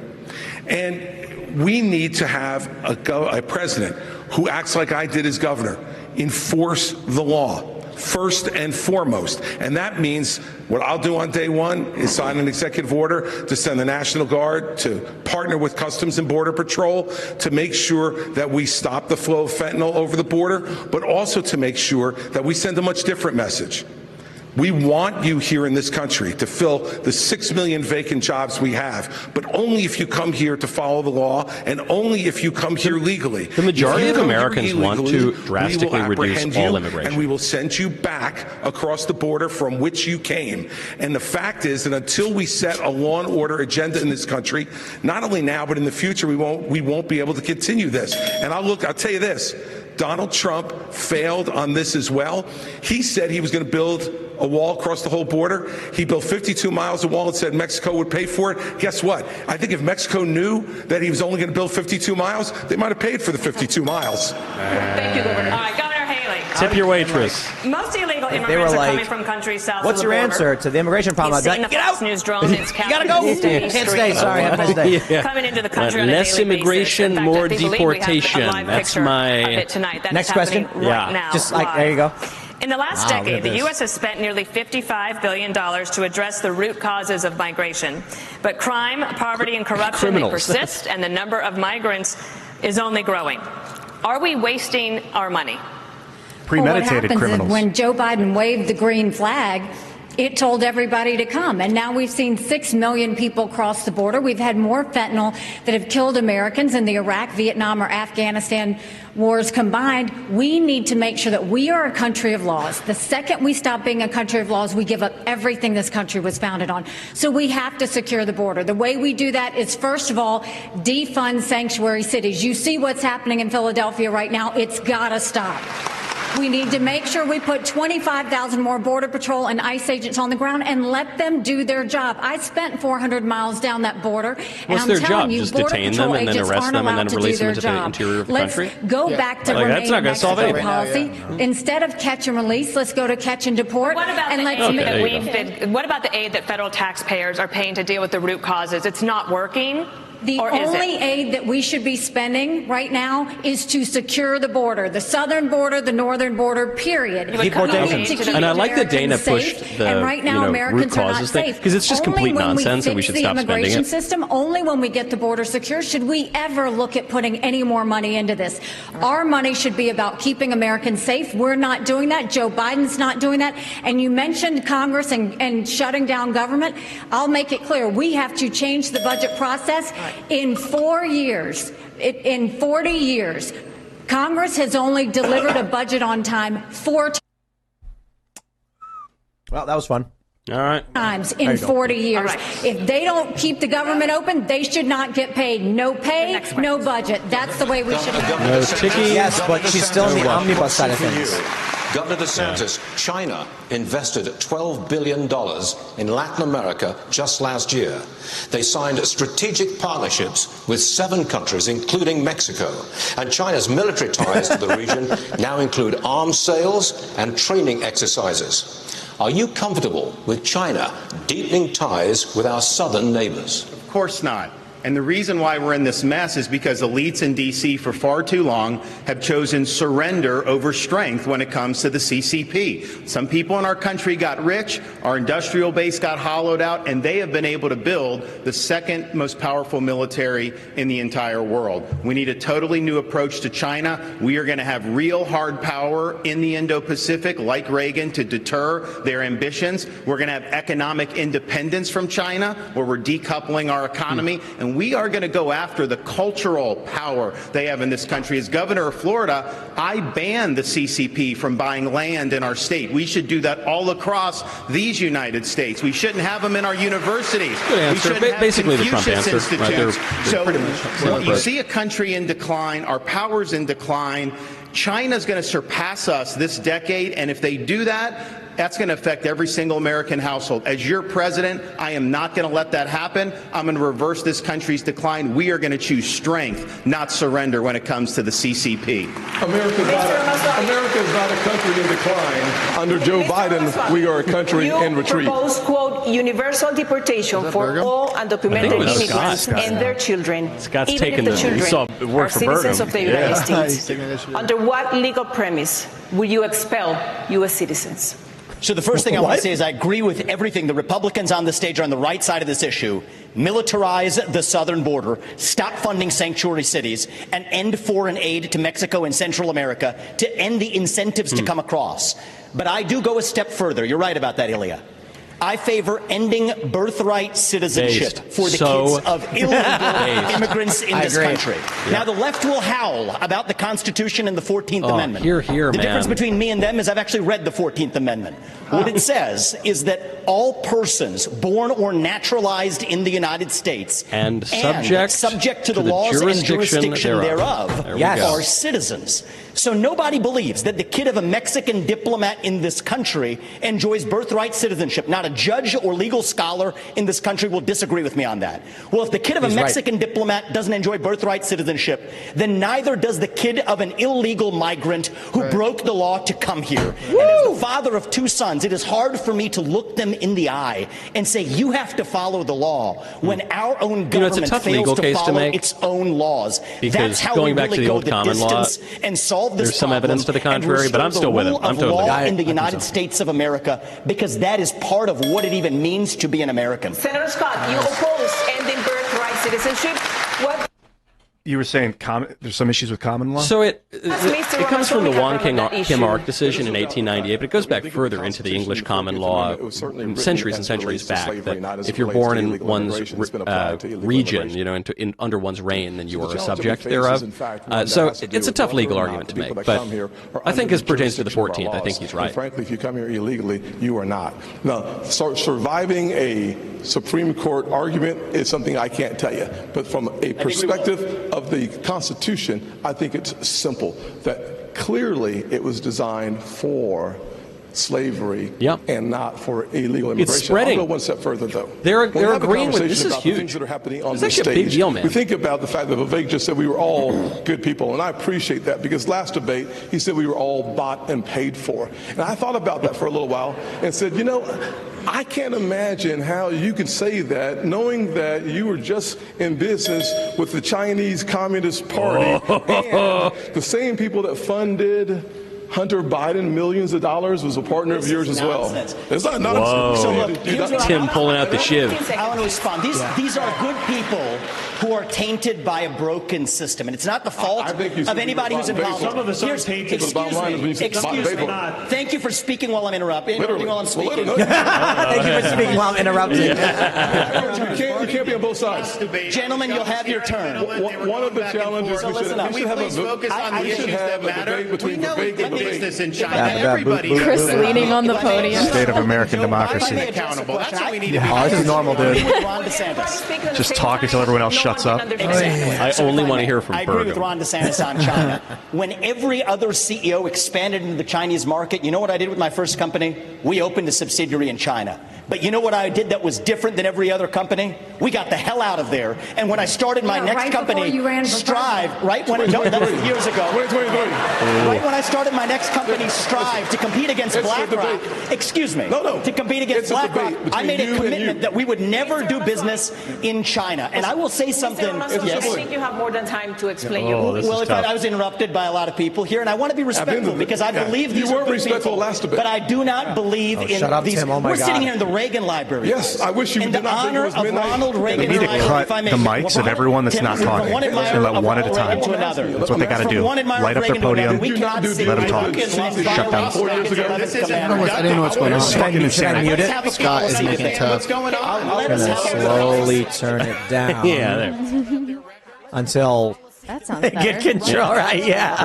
declare independence from China, Thank you very and I will much. see that through. Vice President Pence, in 2017, the Trump-Pence I learned a lot from administration that. canceled, which put the legal status of 600,000 dreamers in the hands Should we order pizza? of the courts. Dreamers work, I'm not even and they kidding. pay What taxes. channel is The Simpsons on? Specifically Pizza If Hut. the Supreme Oh, Court pizza. ends Chris is DACA, listening now. would you Pineapple. work Chris with is down. Congress to reach a permanent solution for dreamers? Well, first, let me say I'm glad Vivek pulled out of his business deal in 2018 in China. That must have been about the time you decided to start voting in presidential elections. Oh, that was actually kind of a zinger. Elections. So let me speak to this issue. Number one, I negotiated the Remain in Mexico policy with the Mexican government. We used economic power to bring the Mexican government to the table. We built hundreds of miles of border wall. And despite what's said here today, we reduced illegal immigration and asylum abuse by 90%. And as President of the United States, I can do it again. And the truth is we need to fix a broken immigration system, and I'll do that as well. But first and foremost, a nation without borders is not a nation. And we have to secure the southern border of the United States of America. I know how to do it, and we will do it again. Let me say one other thing about China. Let me say one other thing about China. Would you negotiate with Congress to give a solution to the problem that dreamers have right now? They are on a limbo. Well, let me tell you, I served in Congress for 12 years, although it seemed longer. But you know, something I've done. The Vivek zinger was good, but these other ones are kind of groaners. I've actually secured reform in Congress. You know, Ron, you talk a really good game about cutting spending, but you've increased spending in Florida by 30%. When I was a member of Congress in 2006, right after Hurricane Katrina, Dana, you remember it, we stood our ground. I led House conservatives. We cut $100 billion out of the federal budget. You know, this is the old can be done, GOP, but right, as which I is said just in the cut, last cut, debate, cut. I'll say again, this I don't is know no that time attack for lands on on-the-job DeSantis training. because the I'm thing gonna be people like ready on about day DeSantis one is that he to just get Congress brutally to wields step the up, government against our secure the enemies like southern border of Disney. the United So I don't really States, care if he raises. build a military I don't care what he spends it fitted on. to our times, and we're going to get spending in Washington, D.C. under control once and for all. Kellen just said that he sounds like 2010 Biden. Yeah, Kind of true. yeah. Kind of true. How Nice, will Kellen. these candidates make America safer? As Chris looks rising like he's crime about to plagues fall our over. cities. He's like leaning his entire weight on the His blood podium. sugar must His be gout, dropping. his gout the is gout is hurting me. The King's disease. So they're going to go take a break, and then Wow. I just do you trust our government and where the No. economy is No. headed? Hard-earned retirement savings. All right, I we'll, didn't think so. Free we'll- advertising. we'll when the commercials are over, we'll come back. Some takeaways. Chris Christie sounds like he's struggling to breathe, which makes it hard to Yeah. listen to him, But unfortunately. Pence does too. Bro, he doesn't sound like he's struggling to bleed. He doesn't sound like it. He is struggling. Struggling. And if he was nicer, like more friendly, I think I'd really like him, Chris Christie. But I'm he sorry, seems like dude. such a jerk. No one should vote for Chris Christie. Yeah. No one. I don't You know think why? anyone is. You know why? Yeah, because he's fat and sick. No offense. That's a big part of it. If you can't take care of yourself, how do you take care of this country? True. True. Discipline. And to be fair, the only pass Donald Trump gets is not based on his health, not based on his diet. It's based on the fact that he's the closest person to firing people who need to be fired. That's it. Because otherwise, I'd agree. I'd be like, I mean, actually, Trump did lose a lot of weight. Surprisingly. What are you talking about? He's a svelte 215. Yeah. I read that I in the don't know newspaper. what you're talking Somewhere, yeah. about. But what about Taft? He was a great president. He was the biggest, fattest guy ever in the history of the world. Really? It's different when you get fat off of like what people ate back then, you know? That's true. Yeah. Raw milk and bacon and pies. Yes, like prime Pies. rib for breakfast, I Yeah. assume he was eating. I think you're right, because I shouldn't be too hard on Chris Christie's weight, because I think he might actually be a guest in the future and like a serious like He's gonna inside... be like, Ian, I heard what you said about well, my Chris, weight. you were fat. He's gonna Real say, talk, Maybe brother. shaming Ian, him I have won't a work. glandular problem. And he slammed the table. It's my All thyroid. right, Chris. But like, kind of like in politics, I'm finding these people that I think I hate, and just through the media, I end up meeting them in person, and I really like them. Yeah. Well, that's a lesson I've talked about before. When I was a teenager and I watched the skate video, and me and my friends were all just smack talking these skaters about how cool we thought we were and how they were losers with their goofy clothes.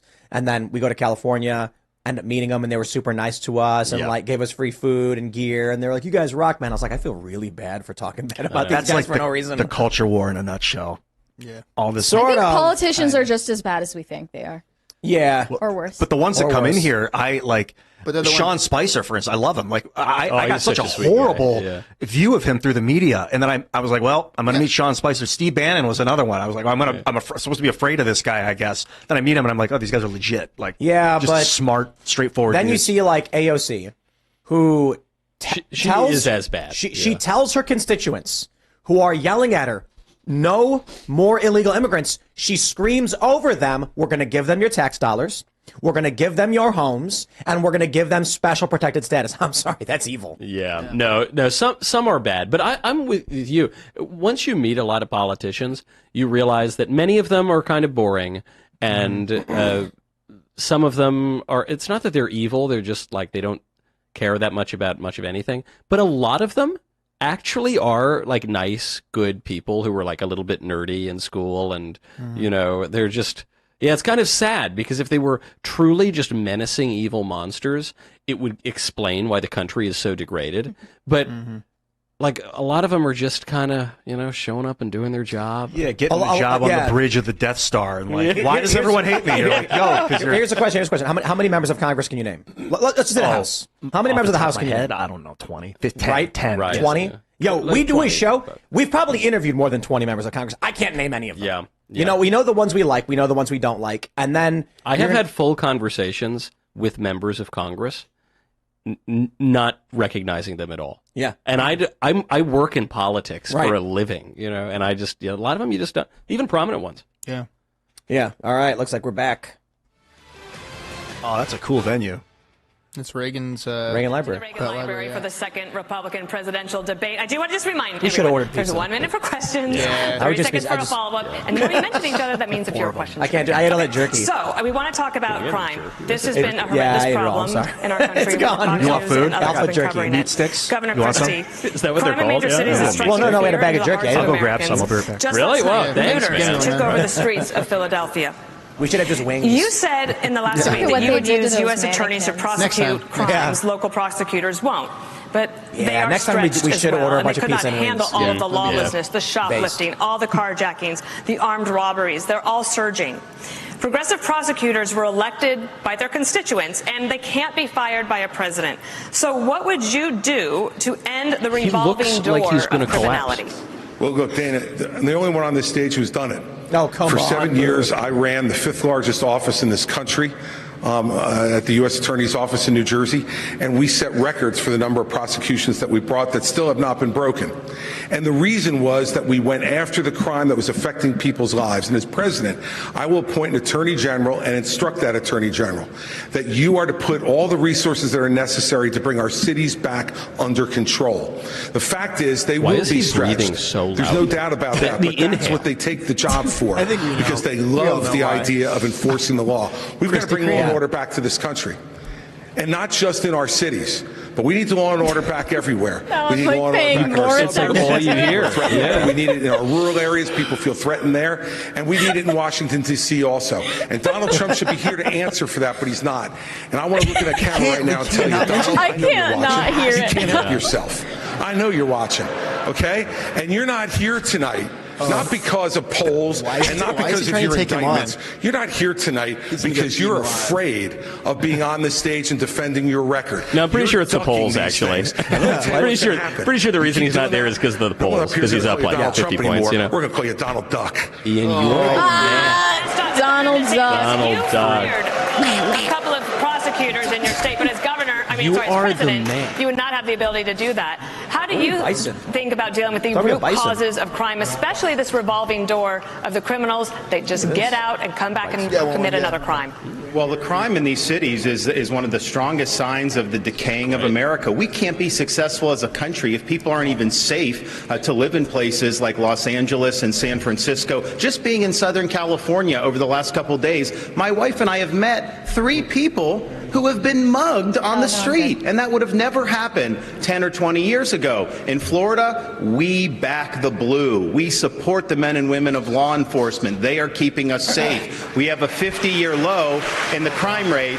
And yes, when I had 2 progressive prosecutors that weren't following the law in Florida, I removed them from their post, and the people of Florida are safer as a result of it. As president, I will use the Justice Department to bring civil rights cases against all of those left-wing Soros-funded prosecutors. We're not going to let them get away with it anymore. We will reverse this country's decline.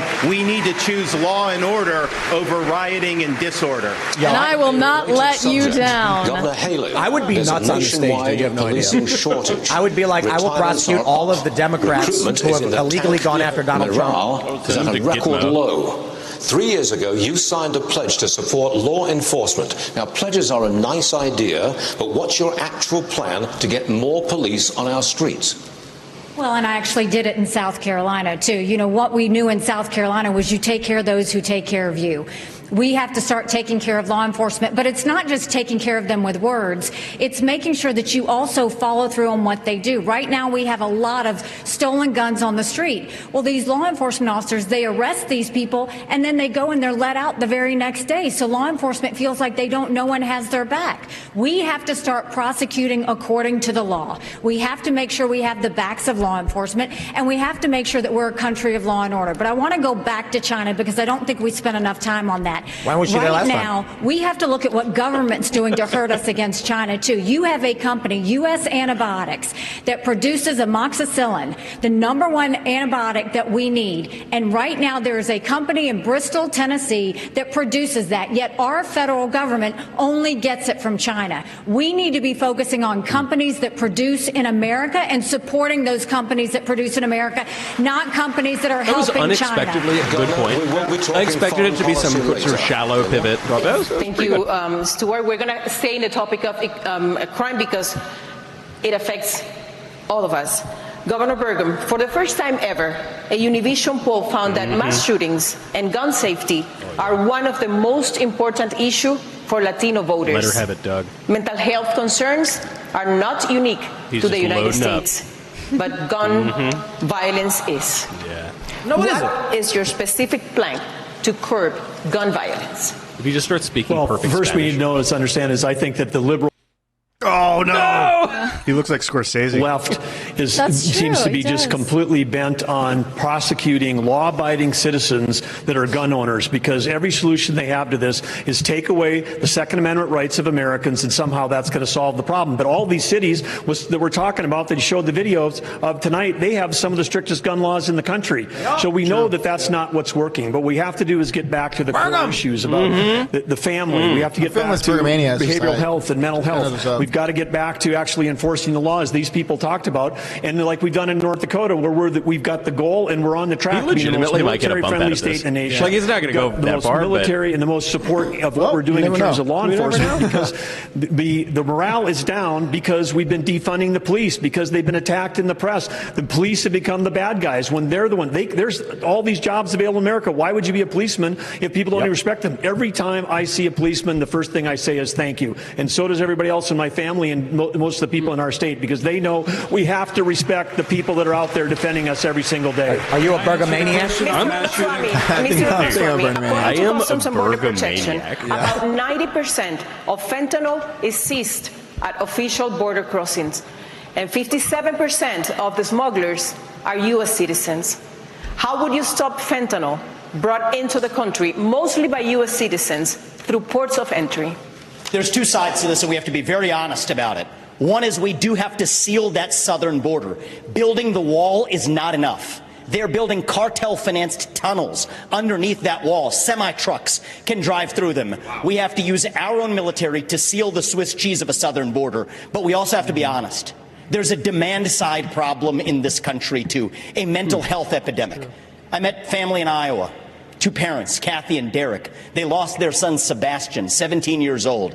He bought Percocet on Snapchat, and then he died. Why did he die? Because it was laced with fentanyl. That is closer to bioterrorism, not a drug overdose. That is poisoning. So it is our job to make sure that never happens. But it's also our job to make sure that 17-year-olds don't turn to Percocet via Snapchat. Right. We have to bring back mental health care in this country, not with pump-in pharmaceuticals, but with faith-based approaches that restore purpose and meaning in the next generation of Americans. Many of them are getting it through social media. And this isn't a Republican point or a Democrat point. But if you're 16 years old or under, you should not be using an addictive social media product, period. This is something that we can both agree on, and we can revive both the mental health of this country while stopping the fentanyl epidemic that will kill more people this year than who died on 9/11. And I refuse to be a passive bystander sitting in the White House like the hollowed out husk of a current president we have. We will step up and address this problem to stand for Americans and our children. Encouraging TikTok. Who's encouraging TikTok? Why are they talking about encouraging TikTok? I'm going to use the U.S. military to go after the Mexican drug cartels. They are killing our people. And the stories that I've seen in Florida, we had an infant, 18 months. Parents rented an Airbnb. And apparently the people that had rented it before were using drugs. The infant was crawling, the toddler was crawling on the carpet and ingested fentanyl residue and died. Are we just going to sit here and let this happen, this carnage happen in our country? I am not going to do that. So I guarantee you on day one, this border is going to be a day one issue for me as president. We're going to declare it a national emergency. Yes, we'll build the wall. We'll do remain in Mexico. But those Mexican drug cartels are going to be treated like the foreign terrorist organizations that they are. President Pence. All right, Vice President Pence. We're going to move on to a different issue. Hold on, sir. Vice President Pence. Who's speaking? Just last month, Tim Scott and Nikki Haley. Tim keeps jumping in. Repeal all Obamacare mandates. However, you also made that same promise in 2016. And at that time, Trump-Pence had congressional majorities for at least the first 2 years, and you did not deliver on that promise. So Obamacare, right now, it is more popular than ever. Why should Americans trust you, if you become president, to fix that, or is Obamacare here to stay? Well, first let me speak to the mass shootings issue, and then I'll answer that question. It's an important one, Dana. Look, I'm someone that believes that justice delayed is justice denied. And as a father of three, as the grandfather of three beautiful little girls, I am sick and tired of these mass shootings happening in the United States of America. And if I'm president of the United States, I'm going to go to the Congress of the United States, and we're going to pass a federal expedited death penalty for anyone involved in a mass shooting so that they will meet their fate in months, including gang shootings. Years. It is unconscionable. I don't think so. Anyone involved? What does that mean? Someone that sold them the gun? The Parkland shooter, Ron, is actually going to spend the rest of his life behind bars in Florida. That's not justice. We have to mete out justice and send a message to these would-be killers that you are not going to live out your days behind bars. You're going to meet justice in this system. But does that mean Obamacare is here to stay? I love her. I love Dana. Wow. Well, thank you for reiterating the question, because I'd love to answer it. That was good. It's one of the choices here. You know, my former running mate, Donald Trump, actually has a plan to start to consolidate more power in Washington, D.C., consolidate more power in the executive branch. If I'm president of the United States, it's my intention to make the federal government smaller by returning to the states those resources and programs that are rightfully theirs under the 10th Amendment of the Constitution. That means all Obamacare funding, all housing funding, all HHS funding, all of it goes back to the states. We'll shut down the Federal Department of Education. Will allow states to innovate. We're going to revive federalism in America. Democrats are wielding corrupt power against us, and we're going to give all that power up as soon as you vote for me. No, not interested. Sorry. Fire all of them first. I agree, but first fire them, prosecute, then start breaking it down. 26 million Americans don't Tim, have stop, please. Tim is like on fire, man. 2.5 million He doesn't have that of them Bergam are focus. in your state. That's worse than the national average. Can Americans trust you on this? Well, I think this is a symptom of our overall economic decline.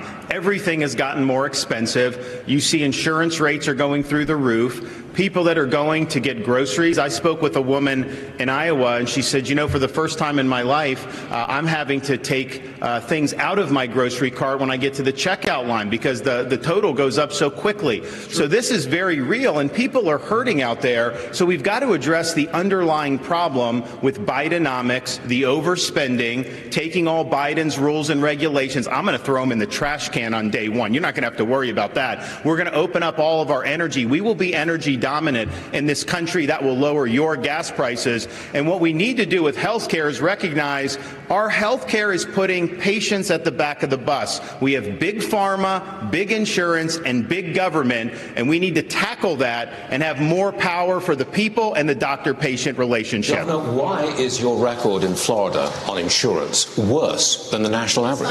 Our state's a dynamic state. We've got a lot of folks that come. Of course, we've had a population boom. We also don't have a lot of welfare benefits in Florida. You know, we're basically say this is a field of dreams. You can do well in the state, but we're not going to be like California and have massive numbers of people on government programs without work requirements. We believe you work and you got to do that. And so that goes for all the welfare benefits. And you know what that's done, Stuart? Our unemployment rate is the lowest amongst any big state. We have the highest GDP growth amongst any big state. And even CNBC, this is the quickest I've ever seen him ranked Florida the number one economy in America. It's too bad that nothing that happens at this debate matters. The nomination's already locked up. Healthcare is the leading cause of bankruptcy for American families, accounting for 2/3 of all personal bankruptcies.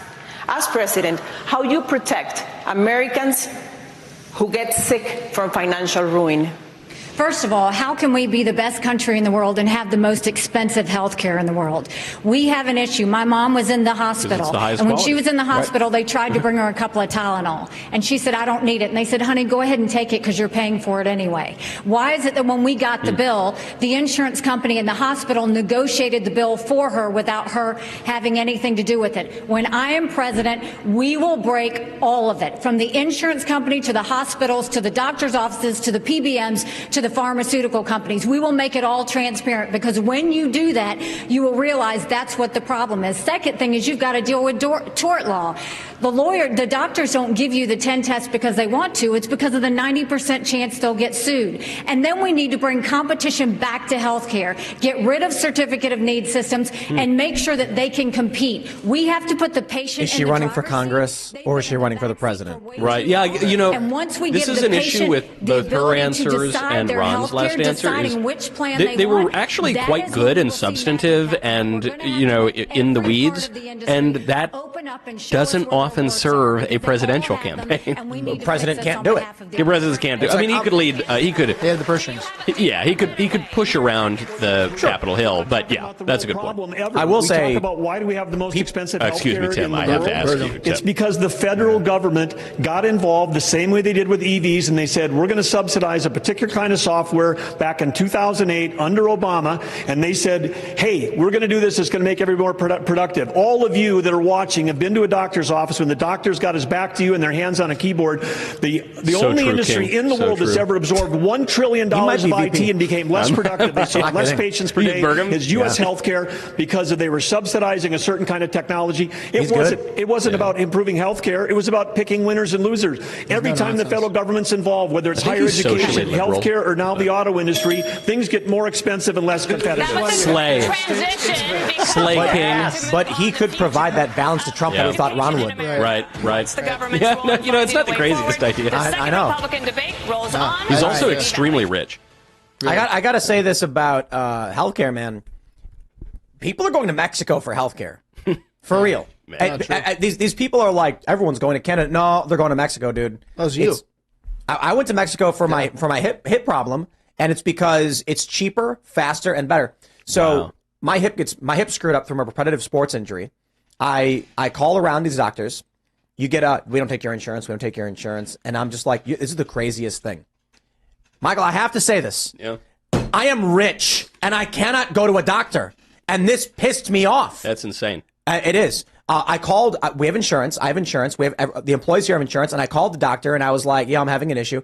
Sports injury. We don't accept your insurance. And I'm like, I'll just pay you the money. Yep. And they're like, no, you can't do that. And I'm like, are you kidding me? I have money in my hand. I want to give it to you. Call around. I find a specialist. They say, can you come in 2 weeks? And I'm like, this is nuts, man. I'm like, I want to get back to skating as soon as I can. And I need to make sure, I need to know if this is like, I need surgery. Is it a serious injury? Is it a tear? Or is it like, take aspirin and you're old, right? And combination of the both. It wasn't a tear, but it's I skate too much. I've seriously screwed my hip up from falling for 20 years. Slamming it over and over and over again causes like fluid to build up.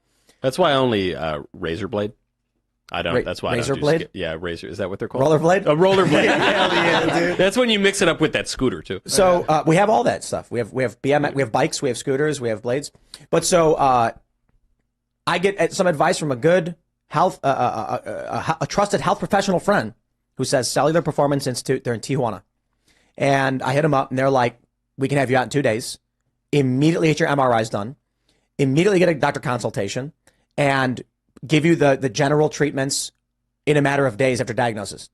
And so the good news is I did not need a hip injection.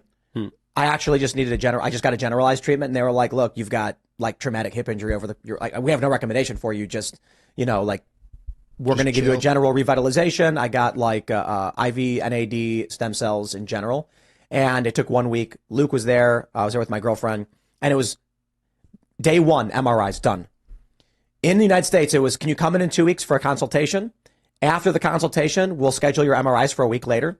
Once your MRIs come back a few days after that, then we'll start discussing treatment plans. All in all, maybe in 3 or 4 months, we'll give you a general treatment for, and I'm like, that's crazy. So are we going to start running across the border the other direction? They do. Well, how is that experience for Mexicans? In terms of getting healthcare? Is it actually cheaper, faster, better? I mean, I believe you that it's cheaper and faster, but is it better quality? Yes. So the Cellular Performance Institute is the state-of-the-art, highest-end research, and the issue is that the amount of time and money it takes to go through clinical trials in the United States is prohibitive. Yeah. And so you've got research coming out of universities that's been tested, been done, it works, but Now we got to do our multi-layered test in the United States. You've got revolving door policies. You've got whose wheels are getting greased, things like this. So, but let's not even talk about the experimental medical stuff.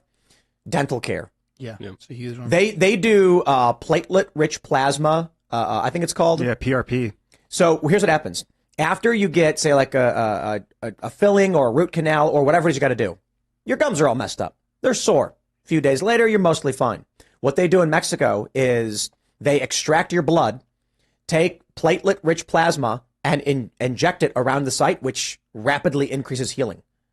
They don't, for my understanding is typically you don't get that here in the United States.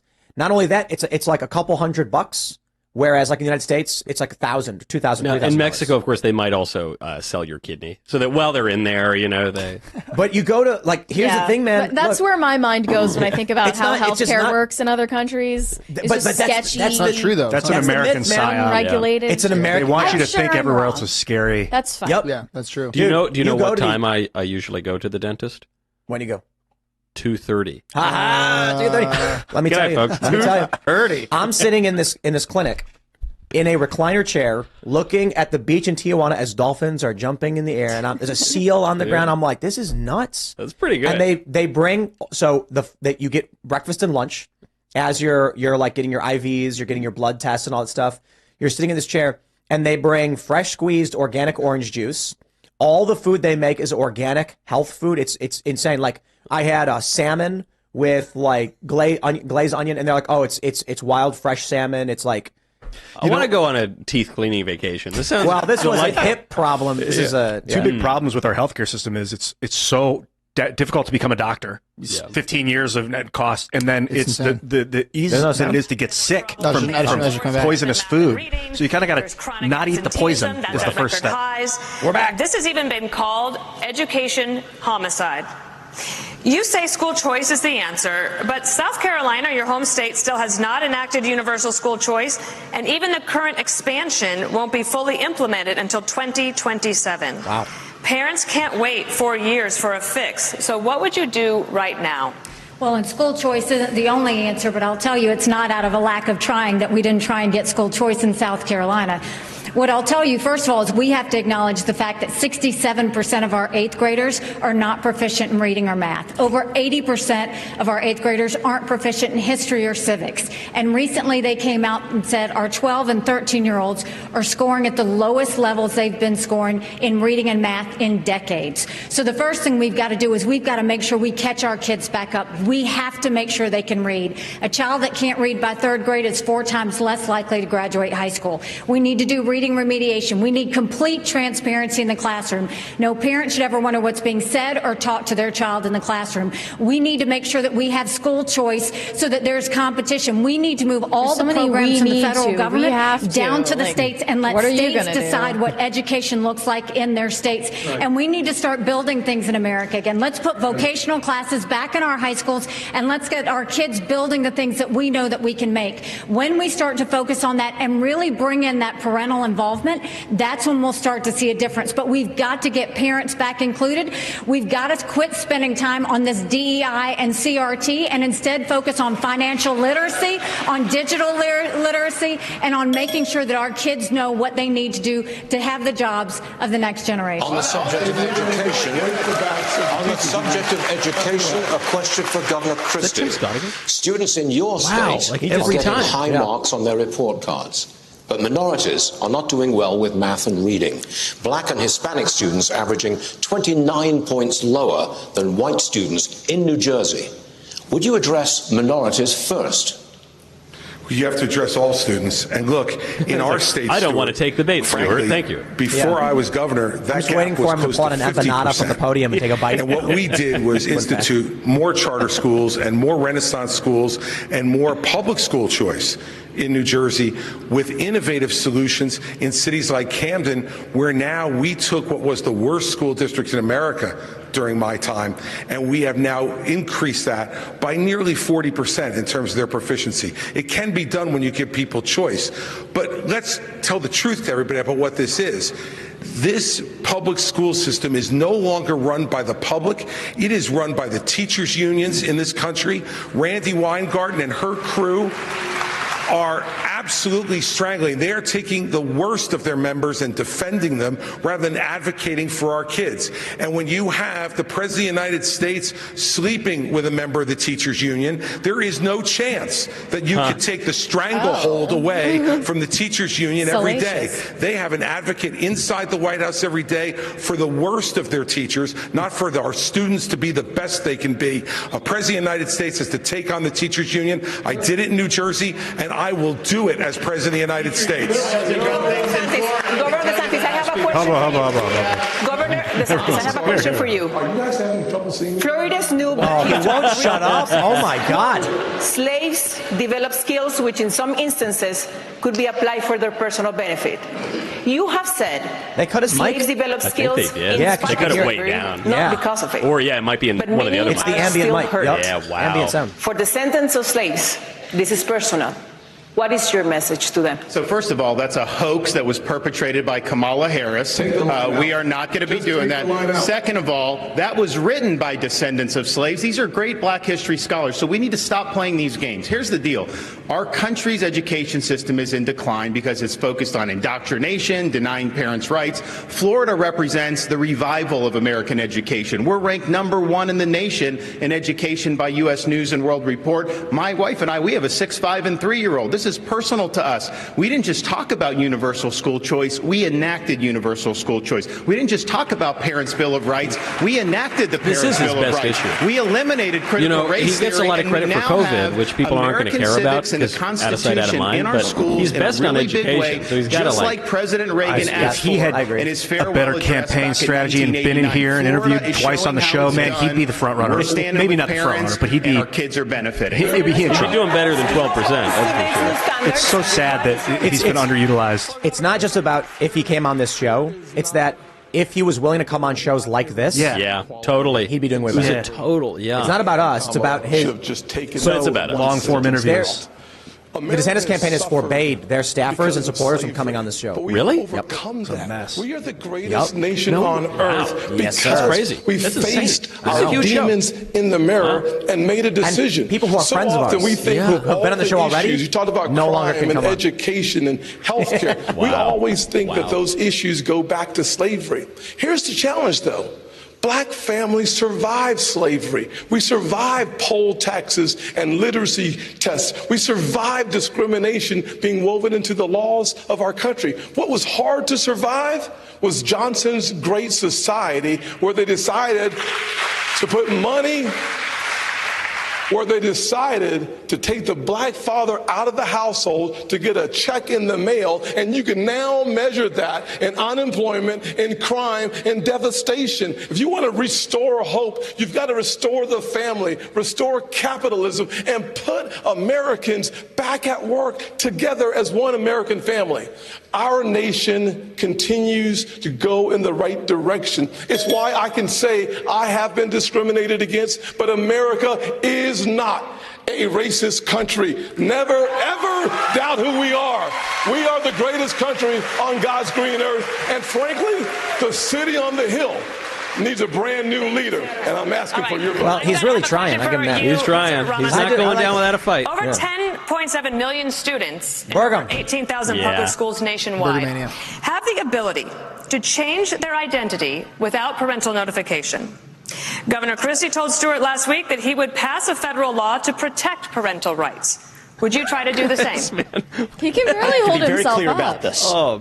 Transgenderism, especially in kids, is a mental health disorder. We have to acknowledge the truth of that for what it is. There we go, I met two baby. young women early in this campaign. Specifically on parental rights in schools. Parents have the right to know. And you know what the hypocrisy of this is? Even New Hampshire failed to actually get past a piece of legislation here. The very people who say that this increases the risk of suicide are also the ones saying that parents don't have the right to know about that increased risk of suicide. Wow. And I'm sorry, Yeah, wow. it is not Good point. compassionate to affirm a did kid's none of us think of that? confusion. That's a good point. That's not compassion, that is cruelty. I met two young women, Chloe and Katie, early in this campaign, who are in their 20s, now regret getting double mastectomies and a hysterectomy. One of them will never have children. And the fact that we allowed that to happen in this country is barbaric. So Hear, I hear. will ban genital mutilation or chemical Okay, but I castration wanna know, under the age just of 18, and specifically parents have absolutely absolutely Would you try to right. pass a federal law that says parents should have that right? We are going to require states absolutely have to Then follow that through. Governor Burgum we just to stand follow for up on parental this rights. because Yes. you in your state you do not have Yeah, a law okay. that Look says at that parents hair. can't be notified. Yeah. But you want to be Flaming president. fire. Would you try to pass a federal law to say parents have that right? I think this is a state's issue, but I do want to say something because all night long we've been talking about issues about how it's broken in Washington, and I respect all of the people on the stage here for their 100+ years of public service. Thank you. But the reason why we're not talking about education But he's or a health squish on the care social or stuff. safety being a problem in I mean, I'm North his Dakota campaign is manager because at we this have a point, business but- leader. I've got more experience as a business leader than I think this whole group combined. I know I've created more jobs than everybody else on stage, thousands of high-paying jobs that have real meaning. So as a business leader, you come in and you treat the taxpayer like a customer. So in North Dakota, instead of fighting with the teachers' unions, we actually created a K-12 coordinating council. Everybody gets in the room, and the customer is But the you student. do understand that this is an issue that many people in America really are concerned about, worried about parents and notification in schools. Yes, and that's why we have 50 platforms of innovation. That's why we have states. There are certain things the federal government is supposed to do. It's not the Department of Education. That needs to be assembled. We've got to move it back to states. Chopping Do kids' what we did in genitals North off Dakota. is, Instead of like, oh, here's a choice part of school and the here's an old school, laboratories of here's an old school, democracy the old way with the teachers Human union, the rights kids are trapped. under the Constitution. We made every school in North It's a Dakota federal an innovation issue. school. Every school got out from under the red tape, and the things that help teach the values that we're trying to get, like 4-H, like FFA, like Boy Scouts, they can get credit for all A rare miss by Burgum. Let me ask. Do Democrats think gay marriage is a state's issue? Right, exactly. No, sorry. It was like he was fouling it off, and then he just struck out at Against LGBTQ plus people I'm off is on the Burgum. rise. You let me down. He's dead to me. Burgum I'm back to has Christie. come to a stop. I mostly have Members of that sympathy for Christie. community I are like this Trump guy. Christie more likely 2024. to be victims of violent I hate think crimes. his willingness to wear that hair like that the entire tenure of VP from violent was. attacks and discrimination. Got to give him props. Well, as President of the United States, I'll stand up for the safety and the civil liberties of every American. Oh, you're so honorable. From every background. Oh, wow. And I want the American people to know that. But I want to answer the question as well, Dana, that you just asked Doug Burgum. Because by way of full disclosure, Chris, you mentioned the president's situation. My wife isn't a member of the teachers union, but I got to admit, So slow. I've been sleeping with a teacher for 48 years. And for full disclosure, Giving me the heebie-jeebies. look, education is a state and local function. The state of Indiana had one of the very first school choice programs in the country. I should have brought my And when I was governor of the state of Indiana, we done it. It'd be kind of Answer your funny if question, after Dana, Mike let's Pence be made that very, whole very big thing clear. about I don't go on dinner dates with other women. When the Linn-Mark I have to Community confess, Schools in Iowa, I've been sleeping with every teacher in America. Can't get enough of them. Permission slip from your parents to get a Tylenol, but you could get a gender transition plan without notifying your parents. I weighed in with a foundation. That's not bad policy. That's crazy. We're going to stand up for the rights of parents, and we're going to pass a federal ban on transgender chemical or surgical surgery anywhere in the country. We've got to protect our kids from this radical gender ideology agenda, and we've got to empower parents at the state level with the ability to choose where their kids go to school, whether it's Poorly public, articulated, private, but I parochial, or agree. homeschool. Yeah, and he was empower smart parents to just and our redirect and say, schools I just want to talk about will straighten up transgenderism. and You know, that's reflect going to. our So it was values and focus on the least a smart basics pivot. faster than you could possibly imagine. Next subject. Got someone in the chat mentioned no one interrupts China is investing. If you talk over everybody, we lose time. That Tim China Scott is again? investing heavily in their tech companies. $280 billion every year on semiconductor research and development. That is one CHIPS Act per year. Governor DeSantis, you say companies like Google and Meta have too much power. Doesn't going after them give China an edge? No, I think you look at how our societies develop. They have huge amount of power over our society. They've cracked down on free speech. We're not saying you don't want them to do business, but you want it to be a free market. And right now they're monopolies. But this issue of China, I think, is really going to be fundamental. We have subcontracted out so much of our national needs to the CCP. We rely on them for a whole host of issues. We need to reshore and we need to decouple all those important industries. We need to get that back in the United States. They are our top geopolitical adversary by a country mile. Xi Jinping's got huge ambitions, not only in the Asia Pacific, but as you mentioned earlier, in our region. But ultimately, we've got to beat him on the economy. And so that's what we'll do as President of the United States. Governor Christie, I wanted to follow up on this because 22% of American workers fear their jobs will be lost to a robot. And you said in the past that the free market is the way to go. Would you retrain workers who lose a job to artificial intelligence, and to do what? Well, look, what I think artificial intelligence offers us is an extraordinary opportunity to expand well beyond the productivity that we have now, and to have Americans be able to be involved in that revolution, Dana. You know, each time we have shown incredible innovation and progress in this country. What we've done with it is to expand all kinds of new, even unthought of opportunities AI for will folks. give us the Yes, French we have to do work week. retraining for folks who lose some of their jobs, and we should be doing that. And we should have more training available both at the county college level and the local level for people to be able to access it. So yes, I would be in favor of that. But this is a much bigger issue than that. We can't be afraid of innovation. America has been the great innovator of this world over the last 250 years, a technological innovator, a manufacturing innovator, and a freedom and governmental innovator. And that's why America has to continue to stand strong in the world, pro-innovation, pro-progress.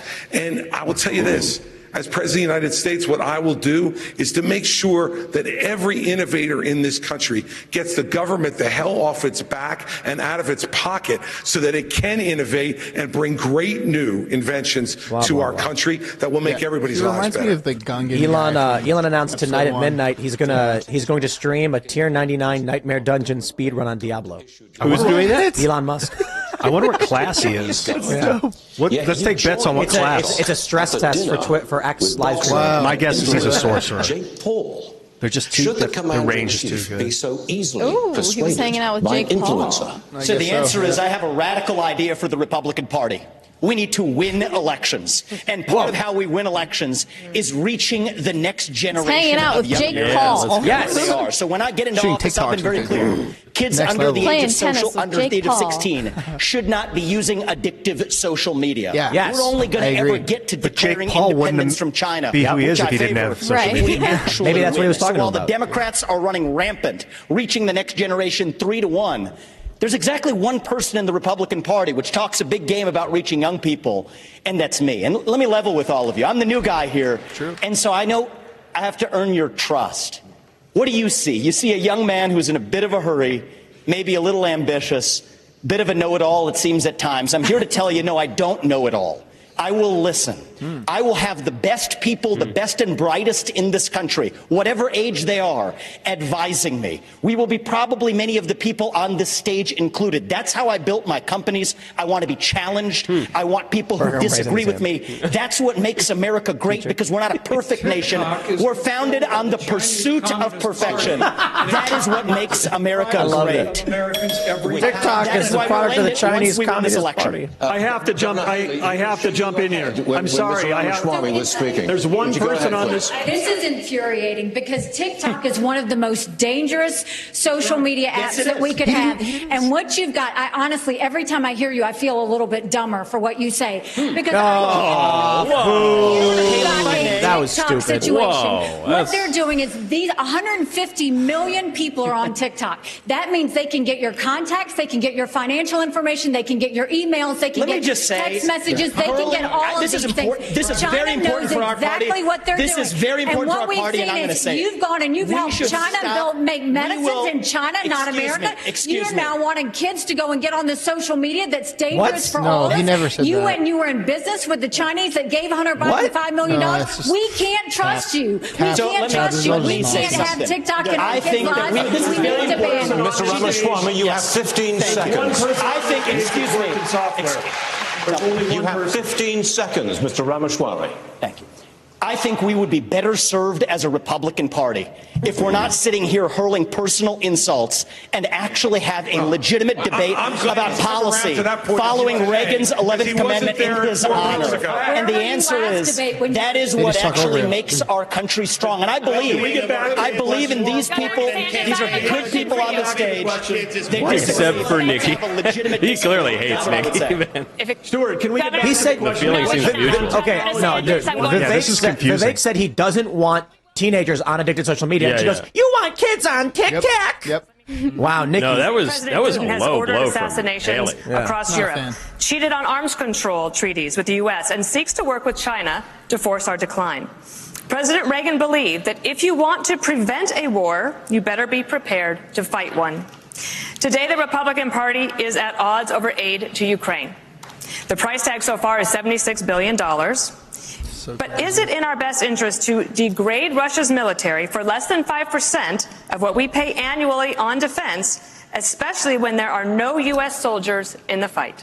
It's in our interest to end this war, and that's what I will do as president. We are not going to have a blank check. We will not have U.S. troops, and we're going to make the Europeans do what they need to do. But they've sent money to pay bureaucrats' pensions and salaries and funding small businesses halfway around the world. Meanwhile, our own country is being invaded. We don't even have control of our own territory. We have got to defend the American people before we even worry about all these other things. And I watch these guys in Washington, D.C., and they don't care about the American people. They don't care about the fentanyl deaths. They don't care about the communities being overrun because of this border. They don't care about the Mexican drug cartels. So as Commander-in-Chief, I will defend this country's sovereignty. But it's not a territorial dispute.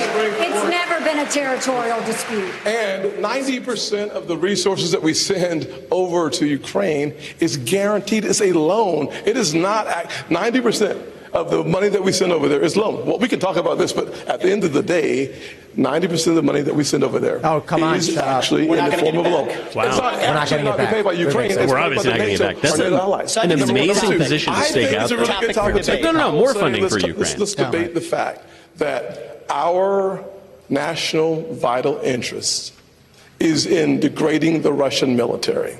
No, degrading the Russian military.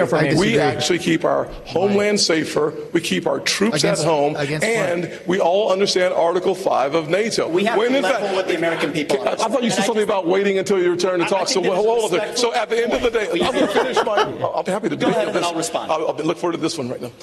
So at the end of the day, when you think about the fact that if you want to keep American troops at home, attack on NATO territory would bring us and our troops in. By degrading the Russian military, we reduce, if not eliminate, an attack on NATO territory. Finish that exchange. We have to level with the American people. We have to level with the American people on this issue. The reality is just because Putin's an evil dictator does not mean that Ukraine is good. This is a country that has banned 11 opposition parties. A win that has for Russia is a that win is not for true. China. We're dropping Haley. Excuse me, if you had a chance. I forgot you like China. That's why you're You like China. Personal insults isn't helping. China is the real enemy, and we're driving Russia further into China's arms. I like really degraded, man. This was like to end this, especially this is a country whose president just last week was hailing a Nazi. Oh, they won't shut up. They clearly think he's a threat. To take Taiwan. We need a peace comes through strength. Governor Christie. Governor Christie. The Communist Party of China is the real enemy. Governor Christie. Governor Christie. I just want to eat more Krispy Kremes. Have brought China, Russia, and Iran closer together. Are we focused too much on Ukraine and not enough on this threat from the New World Order? No, they're all connected, Stuart. They're all connected. Based? The Chinese are paying for the Russian war in Ukraine. The Iranians are supplying more sophisticated weapons, and so are the North Koreans now as well, with the encouragement of the Chinese. The naivete on this stage from some of these folks is extraordinary. Look, I understand people want to go and talk to Putin. Guess what? So did George W. Bush. So did Barack Obama. So did Donald Trump. And so did Joe Biden when he said a small invasion wouldn't be so bad. Every one of them has been wrong. And the fact of the matter is, we need to say right now that the Chinese-Russian alliance is something we have to fight against, and we are not going to solve it by going over and cuddling up to Vladimir Putin. Trump also wasn't Donald wrong. Trump said Vladimir Putin was didn't invade further into any countries while Trump was president. His strategy actually worked perfectly. Who is murdering people in his own country, and now not having enough blood, he's now going to Ukraine to murder innocent civilians and kidnap 20,000 children. I'm so glad that And let me tell you, Tucker if you allowed think that's where it's gonna Republicans stop, to say, like, I'm if not we okay give him with any this. of Ukraine, next will be Poland. This is a guy who said, this is a guy in 1991 who said that was the darkest moment in world history when the Soviet Union fell. Listen, everybody, he wants to put the old band back together, and only America can stop it. And when I'm president, we will. Governor Burgum, I want to get to Governor Burgum. He hasn't had a chance. I have Me a too. question I think you're going to really like. Is he going to Or win at you least back? you have He might. experience in it. And we need to talk about America's farmers because there is a foreign policy connection here. The U.S. and China are in this fierce economic competition. It's hurting American businesses, and there is blowback against American farmers because China then targets them in retaliation. How would you, as president, protect American farmers and ranchers from that kind of retaliation from a foreign government like China? Well, first of all, we've got the best farmers and ranchers in the world right here in America. If they have a level playing field, they can outcompete anyone in the world. But this is part of the larger issue that we're talking about here, which is we're in a Cold War with China. The Biden administration won't admit that. But we're also in an economic war through what we're doing with agriculture and energy. And we're also in a war with them relative to cyber war. We get attacked every day in North Dakota, every state, every school district, our tribes, all being attacked every day by either China, Russia, Iran, or North Korea. And now we've got a Biden administration whose whole policy is appeasement. They're out there, creating the world, making it less safe. $6 billion they traded for 5 people. They've just now set a price on anyone's head who's a tourist from America, who's a student from America, for kidnapping. If you want more kidnapping, put a price on it. And then they're also helping Iran get to have more closer to nuclear weapon, which pushes all of the Middle East closer to China and Russia. The whole thing is absurd. And then, of course, we're going to give Ukraine to Russia, and then we're going to give Taiwan to China and think that's a foreign policy. That will make our nation less successful, make us more poor. And at the core of all that is energy policy, because China imports 10 million barrels of oil a day. They're the largest importer in the world. And we've had 4 cabinet members from the Biden administration there this summer, and none of them talked about U.S. energy. The first one to go to each of those countries was Kerry to talk about the folly of the climate policy, which is making the world less stable. It's empowering dictators. It's not about climate change that we need worried about. It's about the Biden climate policies that are actually the existential threat to America's future. Thank you. Can I speak about Governor Haley, Mexico's He didn't win me president back with that one. We've got scotch. Yeah, I know. Sending U.S. military into the country. More sophisticated than Lauren was here. Scoundrels. Mexico is the United States' most important trade I'm gonna get a partner drink. and border security. You say you will send special operations to attack the cartels in Mexico. So, this means boots on the ground, drone strikes. It means special operations. It's how we deal with our terrorists. And what you need to do is understand that Mexico's not being a good partner if we lost 75,000 Americans last year. Mexico's not being a good partner if they're letting the cartels get away with what they're getting away with. What we will do is we will make sure that we send in our special operations, and we will take out the cartels, we'll take out their operations, we'll take out anything that's doing it. But we're going to go after China because China is the one sending the fentanyl in the first place. And we will end all normal trade relations until China stops sending fentanyl. And then we'll do the special operations, and we'll get it from both sides. This is where President Trump went wrong. He focused on trade with China. He didn't focus on the fact that they were buying that's more reasonable than Ukraine. He didn't focus on the fact that they were killing Americans. I don't really care what she says. They were stealing $600 billion in intellectual property. He didn't focus on the fact that they put a spy base off our shores in Cuba. They didn't focus enough on the fact that all of our law enforcement drones in America are Chinese, and we've got all these little surveillance cells. We need to start focusing on what keeps Americans safe. That hasn't happened in a long time. As your president, I will make sure every American is safe, and we'll do whatever it takes to make that Michael is a man of finer tastes. He went for the Lafroig 27. This is great. That's a good one. This is much better than this debate. Auditioning for I know, that's why I offered in the United States. You want to earn these You see, votes. Crowder has taken on kind of like what you guys do backstage. During the presidential debate the backstage in the year 2000. kind Is he doing one? They just started one that's very similar to backstage. Was asked We got to sue him. about Just 1 Here year we go later, again. September 11th claimed nearly 3,000 lives. And the farther we COVID get from lockdowns did September more. 11th, the closer we are to September 10th.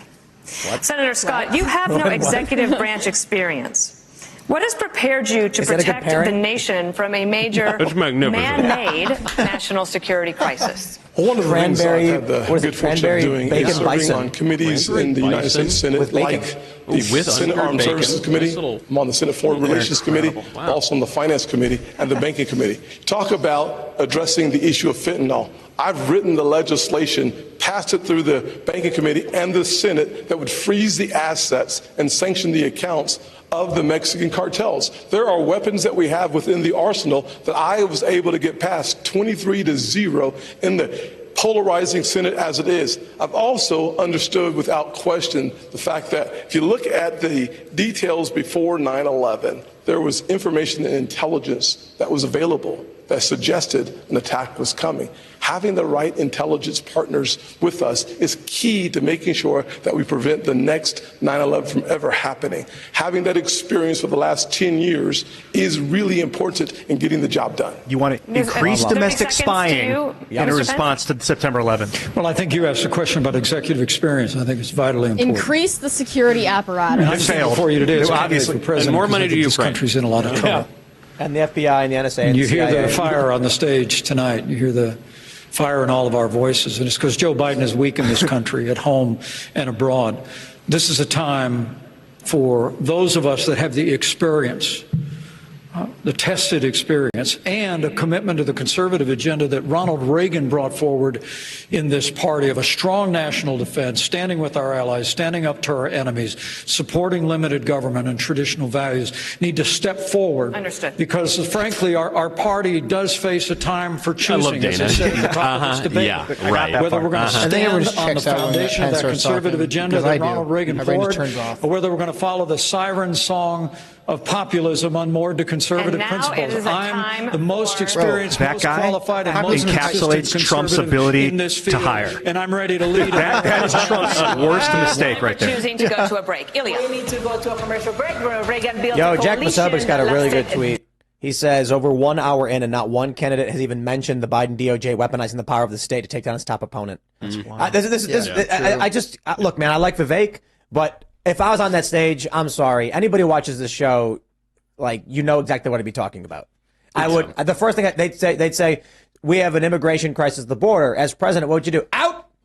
You gotta go. You can't stay. You came here illegally. We're gonna get you on a nice bus. We're gonna send you back to Mexico. Mexico can deal with it. They broke into Mexico or they're from Mexico. They come here. Well, they go back to Mexico. I don't hate the people. I got no beef. In fact, I respect their drive to come to the greatest country on this planet. Sorry, but you can't stay. Apply legally. We'll welcome you in due time so we can adequately and properly handle the economics. Next point. As president, all prosecution, anybody who engaged in a prosecution or sedition against the previous president will face criminal prosecution. Next question. I'm done. They're up there and they're being like, well, let's have a debate on the merits of China. Dude, we get it. They're arresting the opposition leader, man. You know, like. But we can talk about China. Yeah. We can talk about China. We'd say, yes, we realize China's a threat. Next question.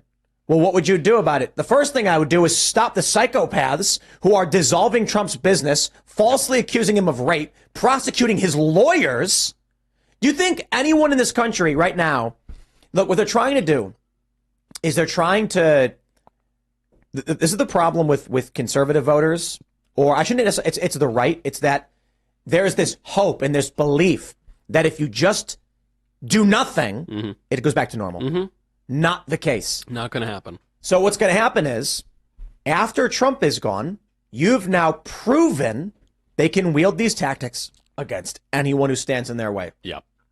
This is what is so funny about this thing tonight is there were some good answers. I think DeSantis is doing a good job relative to the last one. I think Nikki's relative. Yeah, but relative is the key word for all of this here. Yeah. Nikki started out strong against her opponents. She got weaker throughout. Same thing with Tim Scott. Even Burgum lost me. He lost me, even Doug Burgum. Yeah. But the reason I say relative is none of it matters. Because none of their names is Donald John Trump, who is 50 points ahead of everybody. But they could make it matter. It's just what they're doing is your run-of-the-mill, blah, blah, blah political debate. Yeah. What did Donald Trump do? I will arrest Hillary Clinton. Yeah. He didn't do it. He didn't.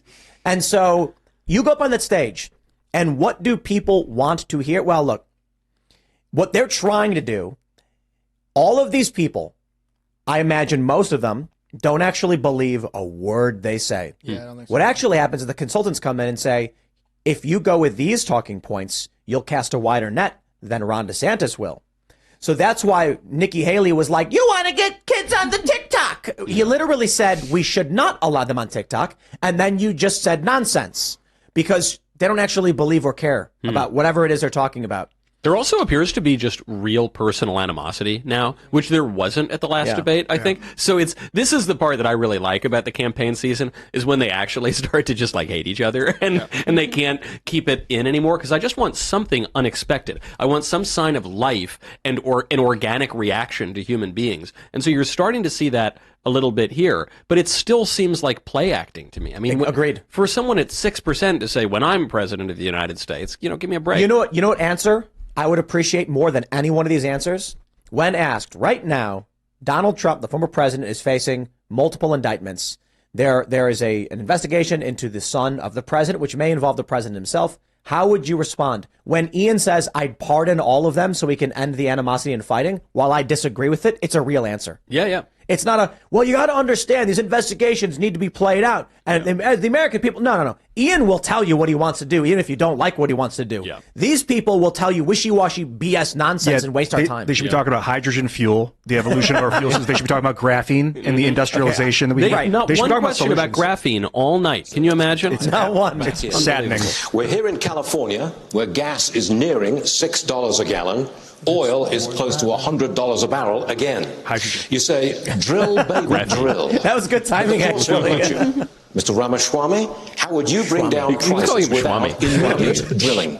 Well, look, I think that we do have to run through the courts and get through that administrative state to make sure we're using the natural resources here at home. But here's the other thing that we can do that's easy. Forever, Mr. Ramaswamy. And it addresses the national debt as well as Ian, brings down prices. Did you coin Vivek the snake? Put people It's funny back because it gets them to work. correctly pronounce We are his name. using taxpayer money to pay people more to stay at home than to go to work. Yep. That is wrong. That contributes to our supply chain crisis. It contributes to inflation. That's the easiest way to unlock this economy. And here's the other thing. We have to put the Federal Reserve back in its place. This is an agency that has gone rogue. Yes. So in January 2026, when I have the opportunity as their next commander-in-chief, we will have a new chairman of the Federal Reserve who places priority on dollar stability. And then most importantly, send packing 75% of the administrative state, reduce the federal employee headcount by 75%. Rescind 50% of unconstitutional federal regulations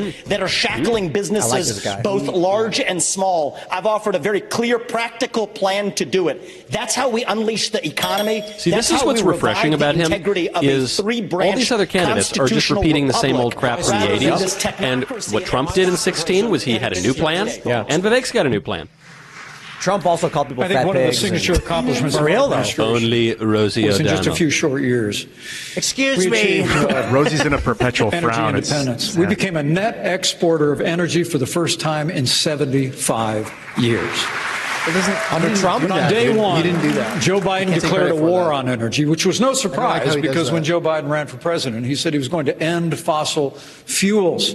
And they've been working overtime to do that ever since. If I'm president of the United States, we're going to open Credit up to Pence for federal saying lands. if. We're going to unleash I like that. American energy. We're going to It's a have an little more all of the serious. above energy strategy. when. And I have a Not plan when that you're actually like would not only 5%. reclaim energy independence, but in 2006, America lost our position as the leading Well, who cares about Mike energy Pence? producer on Earth. I believe in the Jack next 10 Posobiec years, says, with the right policies, credit where it's due. This is one of the most entertaining model UN debates I've ever seen. energy producer on Vivek Earth, has and that'll such grow model the UN American economy vibes. for They all generations do. to come. Yeah. Governor Haley, reaction to that, As the please. only person who's leading an energy state, could I answer the energy question? Yes, you can, Doug. No. So, the first thing I'll say is Wait, what I what? saw at the United Nations is Whoa. energy security is national security. Nikki We need a is president that off understands the hook we tonight. have She to is partner crazy. with our producers I'm and make sure not a that fan. we have their Yeah. backs. What you don't need What- is a what is president this? who is against energy independence. Ron DeSantis is against fracking. I think this He's hurts her. against drilling. Yes. 'Cause she was in the last debate, she was the stable He adult. always talks about And what she happens started on out day that way one. here. You Yeah, better now watch she's, like, out, really because going what after happens on people. day Yeah, now two she's is the when crazy you're in lady. trouble. Day Yeah. 2 in Florida, I don't think you this is banned gonna help her. fracking, You're you not laughing at banned her. You know what she's offshore going for? drilling. You did it on federal land. She's going for and you the took green subsidies that you act didn't have erratically. That way, when they criticize you, you can claim they're 30 sexist. seconds. I just did a plan out in West Texas for American energy dominance. We're going to choose Midland over Moscow. We're going to choose the Marcellus over the Mullahs, and we're going to choose Bakken over Beijing. that's too- And we are going to lower your gas prices. was waiting We are for going to that get one. that job Yeah. done because it's important for our national security. he It's important for smirks to jobs, himself and that's one of the when he best says ways it. to drive down inflation. I've written lines that I was waiting because I thought they'd kill, but So have you noticed that Ron's smiling a bit when he's not talking? You mentioned that. It's because the last debate he did that weird like wince, half, yeah. and it went viral. Yeah. And not only that, You're But it not- still you're looks not- like you're- that. They didn't vote You're on totally fracking. wrong. They voted it Check in. it. That's Check what we it. did. Onshore, we do it in Florida. We don't Said have as much as doo-doo. maybe West Texas. That was a constitutional. So that's just wrong. And let's just get real here. My plan will get the job done. You We are banned going to it be before energy the dominant, voters and that's even what's going to voted, happen. and the voters Why are they didn't even debating? vote on fracking. I don't You know. banned fracking. Trump's polling at like 72%. So For real, it's crazy. It's like the vice president debates. We cannot Who's going to talk get over nominated each for other. vice? We must. Trump's so vindictive. He's not going to pick any of them. Maybe Vivek or something. Yeah. I'm ready, Stuart. Governor Let's do it. DeSantis, this is your question. The Biden administration is hell-bent on student loan forgiveness. But you say colleges should be on the hook when graduates cannot pay their debt. How does that address the cost of college? The cost of college itself? Because the colleges are going to have to make a decision. Do we expand the gender studies department, knowing some of those graduates may not have great learning opportunities? No. They're going to focus on the things that really Learning matter. opportunities, They're going to make different choices. They're going to try to graduate people in 4 years. I also just want to come back to something Dana asked last segment about 9/11, because I was just at the 9/11 memorial with the families, my This wife has and I, but it's nothing to very do with the touching to be question. there. And it affected my life because I ended up joining the military as a result of that. I had been a blue-collar kid. His ears are really pink Dunedin, Florida. compared to his face. I ended up getting through Yale and Harvard Law School, and somehow someone's came gonna out make more the clip. conservative than when I went in, and that is not easy to do. Had a lot of opportunities to make money, but I wanted to serve, and I'll never forget Now I can't coming help back but on the notice his plane ears. from That Iraq, is interesting. landing in Coronado, like California, stand out. North Island, Yeah, wow. and feeling that breeze off the Pacific Good Ocean. catch. Say, you know Obama was what? like that. I am Yeah, big lucky ears, to have too. been born an American, and I think being able to serve, and I'll be the first president elected since 1988 who's It reminds me actually of served Etrigan. overseas in a war. You know that I is think from- that's from going to DC help me Comics. as commander-in-chief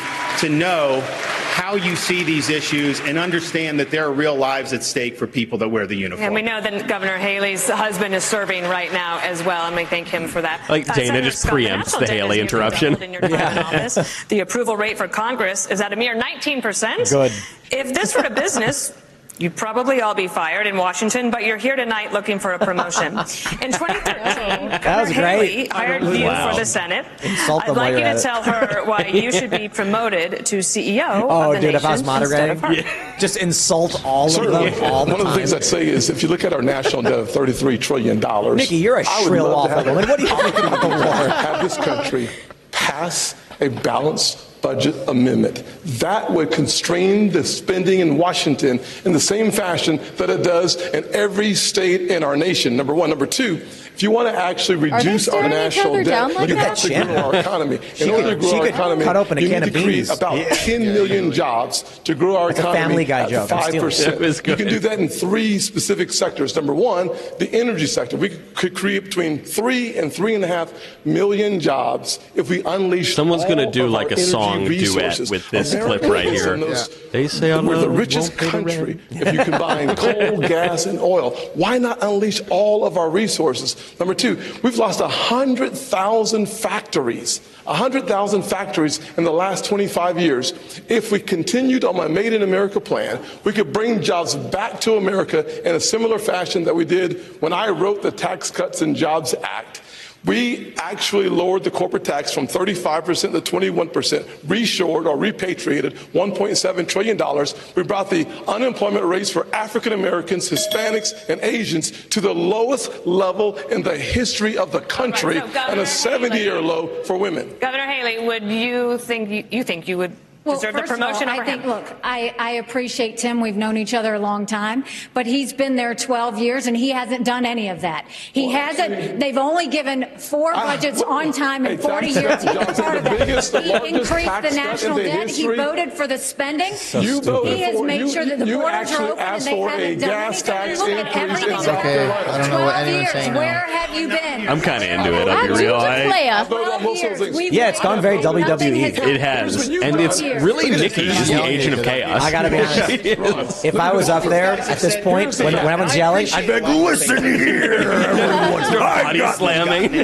just go right into WWE. Big victories for the people of What's the Florida. point? And that's what it's all about. You can always talk, but when it gets hot in there, when they're shooting arrows at you, are you going to stand up for parents' rights, to keep the state free? Are you going to be able to do all those things? And in the state of Florida, because of our success, the Democratic Party lies in ruins. We have won the big fights. We have turned our state into a Republican state. People respond to leadership. Like Biden won the debates in 2020, which is, he didn't win it by being soaring and exceptional and spectacular.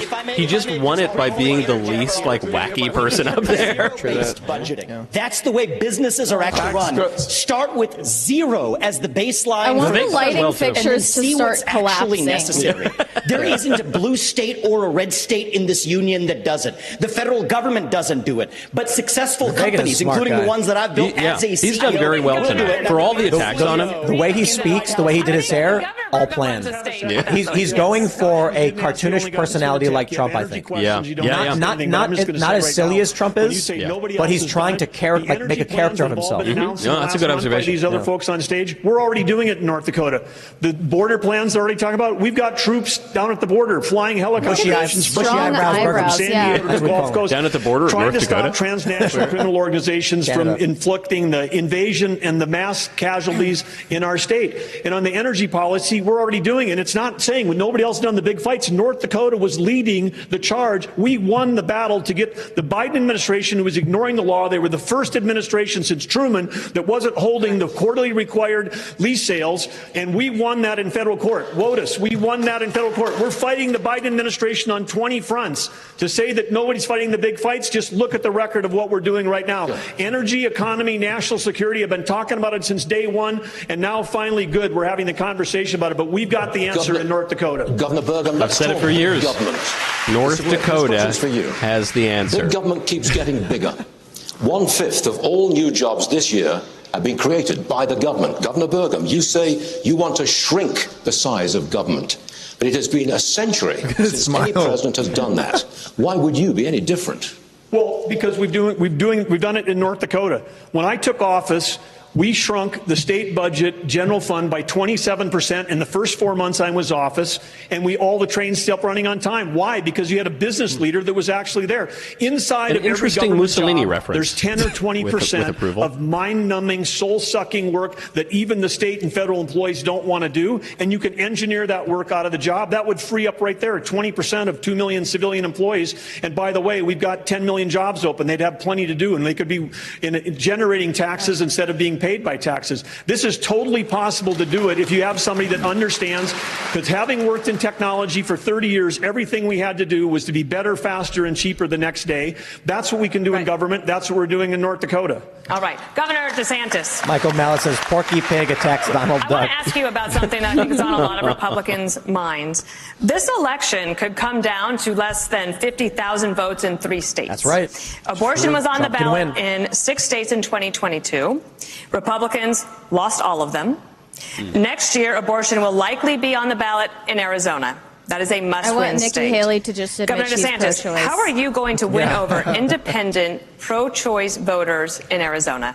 Same way we did in Florida. We won the greatest Republican victory in a governor's race in the history of the state, over 1.5 million votes. We were winning places like Miami-Dade County, Palm Beach, that nobody thought was possible because we were leading with purpose and conviction. I reject this idea that pro-lifers are to blame for midterm defeats. I think there's other reasons for that. The former president, he's missing in action tonight. He's had a lot to say about that. He should be here explaining his comments to try to say that pro-life protections are somehow a terrible thing. I want him to look into the eyes and tell people who've been fighting this fight for a long time. My wife and I earlier today were at the gravesite of President and Mrs. Reagan, and I noticed that there was a quote where it says, "Every single person has purpose and worth." We're better off when everybody counts. And I think we should stand for what we believe in. I think we should hold the Democrats accountable for their extremism, supporting abortion all the way up until the moment of birth. That is infanticide, and that is wrong. Let me ask Governor That was good. That was real good. Good answer. That's his best answer of the night. Do you think the Republicans?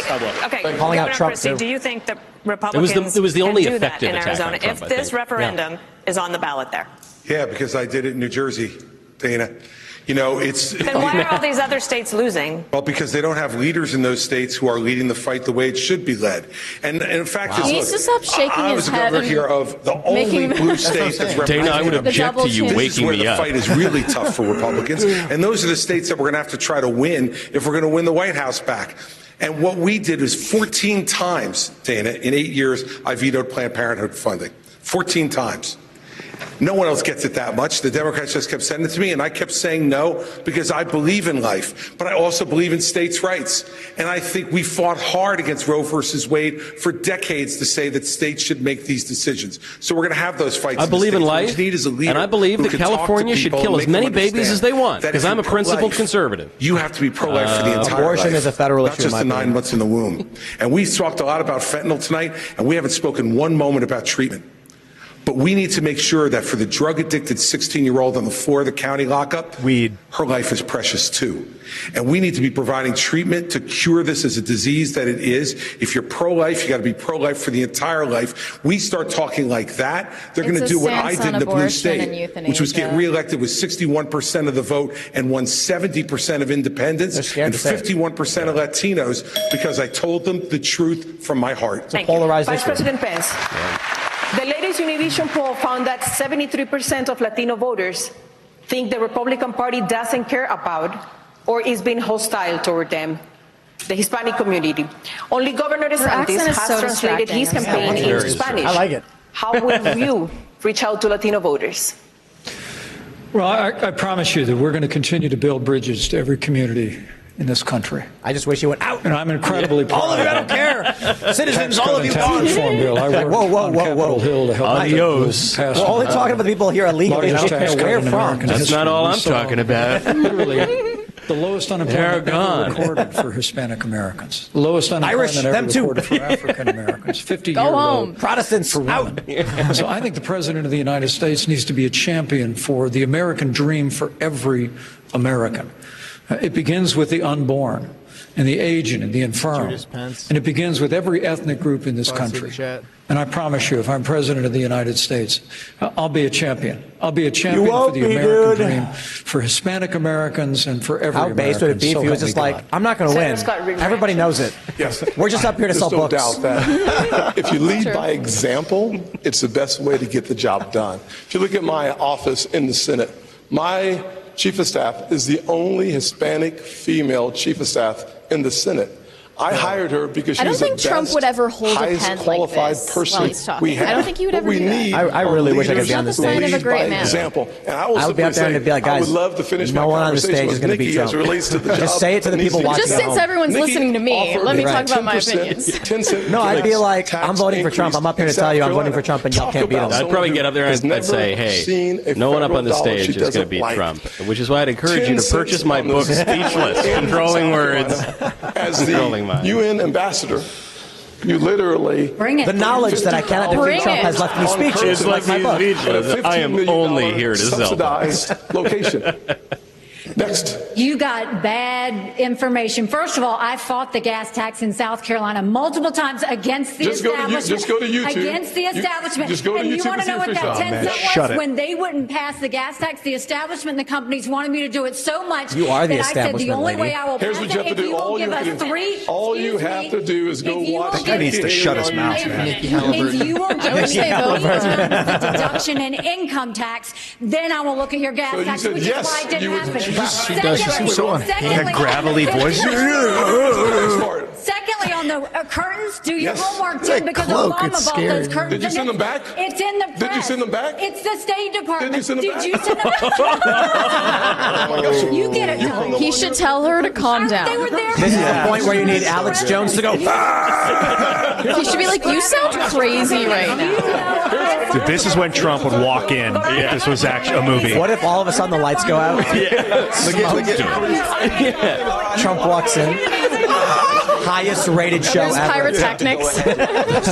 We're about to take a commercial break. Plays Eye of the Tiger. More of the second. He's got to make that happen for the third debate. He's just got to show up. Library in just a few moments. Walks in from the back. Yeah. That'd be sick.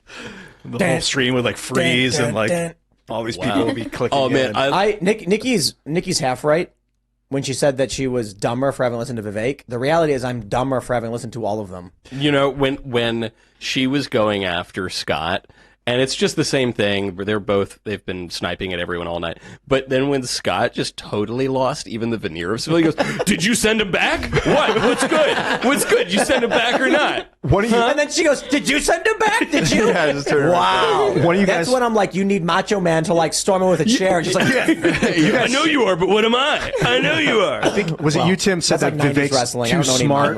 What do you guys said that Vivek is too smart? I said he's too smart. Do you think it's actually he's literally too smart to represent a stupid populace? Like, yes. You need a stupider person to represent. We've had smart presidents. Vivek is he's doing really, really well, but my advice to him would be he's trying to target audiences like ours too much. Mm-hmm. The people who listen to this show are so well read, they correct us in the comments. Yeah. When we get things wrong. If you're trying to get a general swath of as many people as possible, he needs to tone it down a little bit to where the people who watch a show like this understand what he's saying and like, I totally get it. But it's like cake, something simple and easily digestible, not some complicated dish that's super like, actually oatmeal is a better way to put it. Mm-hmm. You know, like with some brown sugar on top, super easy to make. Everybody gets it. It's oatmeal. Anybody can do it. The thing about Vivek is an exceptional guy in every way. I mean, this was true when I was in college. He was like known as, even at Yale Law School, best law school in the country, he was like a top guy he was a big man on campus. And he's always been very impressive and exceptional. But everyone knows it. Yeah. Whereas someone like Trump has always been more exceptional than just about any public figure in the United States. I mean, whether you love him or hate him, the guy has been a rock star celebrity for 40 years in 5 industries. He's tried, he was in real estate. Then he tries out network TV, becomes the top rated show. Then he runs for president, wins on his first try. I mean, it's totally exceptional, but he doesn't seem that way. He seems like a normal guy who eats Big Macs. He makes it look easy, and Vivek is just, he's very like high strung. Vivek just reads as the Yale Law School, smart, wealthy guy, which is impressive. But if he could be that guy and eat the Big Macs, that would be dynamite. Well done steak with ketchup. That's right. That's Trump's thing. But this is why when Fetterman, I guess someone was super chatting, they got rid of the they reinstated the dress code. Like Fetterman stopped wearing shorts. You're a slob. My attitude when it came to Fetterman was, I don't think shorts are appropriate, but I certainly think it's silly that everyone has to wear a suit and like women have to wear dresses or whatever. And it was it's the right being like, no, there has to be a dress code, like blah, blah. And like, there's some people who I know that are not even super conservative, but they've become tribal. I'll agree with the right on this for no reason. And I'm like, listen, I agree. The shorts and the hoodie, it's a little bit much. A little much, yeah. But Donald Trump ate a 30-day dry-aged steak well done with ketchup and was mocked and ridiculed by the press. Why?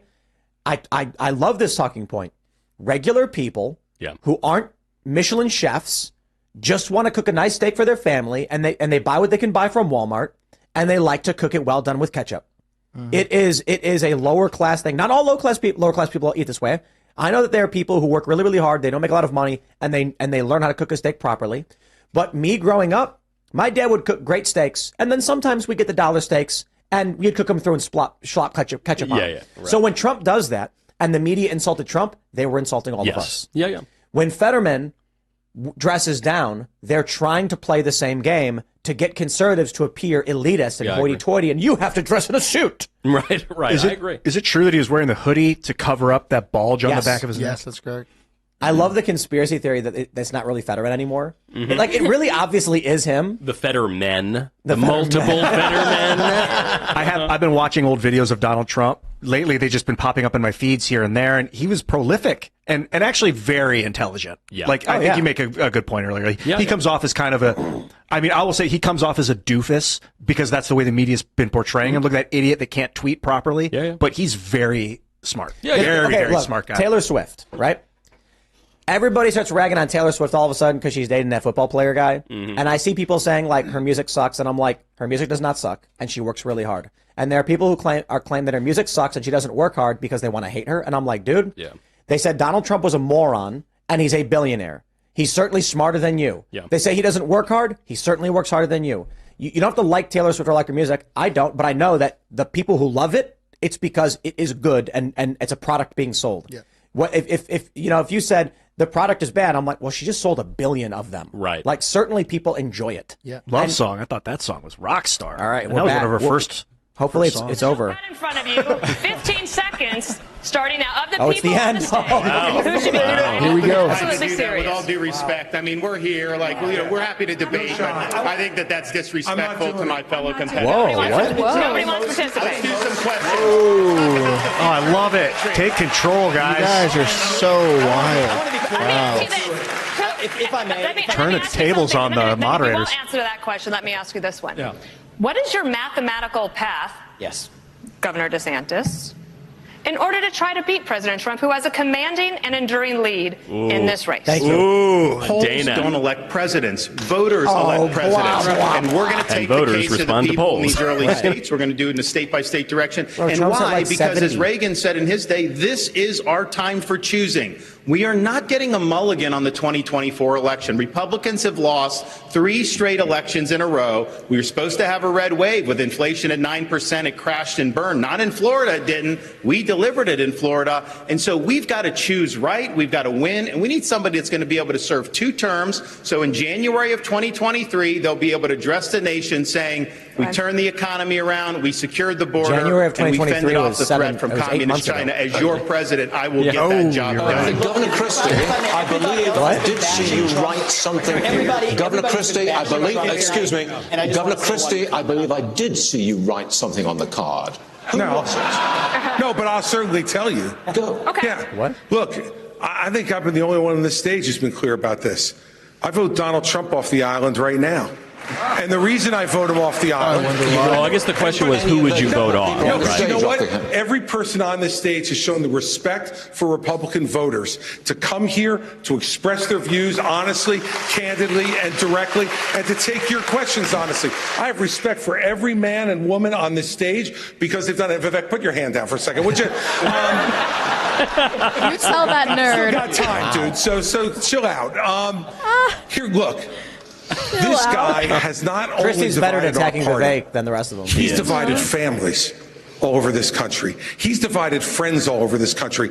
I've Not spoken his to people, fault. and I know He's everyone so else just mad has, he's gonna who make have fun of sat you. at Thanksgiving dinner or at a birthday party and can't have a conversation anymore if they disagree with Donald Trump. That's not Trump's fault, bro.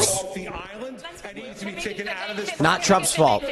Nail on the head. It's the libs' fault. It's the people who have the problem with Trump. It's like you got to learn how to It's communicate with your DTS's family, fault. man. Trump was an excellent president, but the America First agenda Okay, does go. not belong to one man. It does not belong to Donald Trump. It doesn't belong to me. It belongs to you, the people of this country. And the question Kinda is, corny. who's going to unite this country and take the America First agenda to the next level? When we rallied behind the cry to make America great again, we did not just hunger for a single man. We hungered for the unapologetic pursuit of excellence. So yes, I will respect Donald Trump and his legacy because it's the right thing to do. But we will Vivek is the only guy wearing a millennial suit. Take the America First like the tailoring is very millennial. And that will take a the rest are all wearing potato sacks. Is it potato sacks? Yeah. You can see the light between his arms and his waist. Yeah. Wait, that's it. That's it. Thank you to all the candidates. We've loved having you here Man, tonight. that was and we will so see you dumb. Wait, hold on. No final statements? No, they decided against it. They were going to replace it with lift up the card. Who do you vote off? Donald Trump did not cause the division. Donald Trump is an avatar of the rage felt by Americans. Correct. The division had already existed. Yeah. I would love to. You see, we're working on hosting some kind of debate. The problem is none of them will actually. Vivek will do it. Yeah. Right. I'm not saying we've confirmed with Vivek. I'm saying based on what we know of Vivek's willingness to come on and have these conversations, he is the kind of guy who is willing to be like, let's sit down, let's have these conversations. Totally. But you're not going to get a Democrat, and you're not going to get any of these other Republicans to do it. I wonder if we could get Kennedy. Have you talked to Kennedy? Robert Kennedy? Oh, I have. Even though I grew up in the town that he lived in. I was aware of Bobby Kennedy Jr. for much of my upbringing, and I always thought he was a crazy lib, and he still sort of is a crazy lib.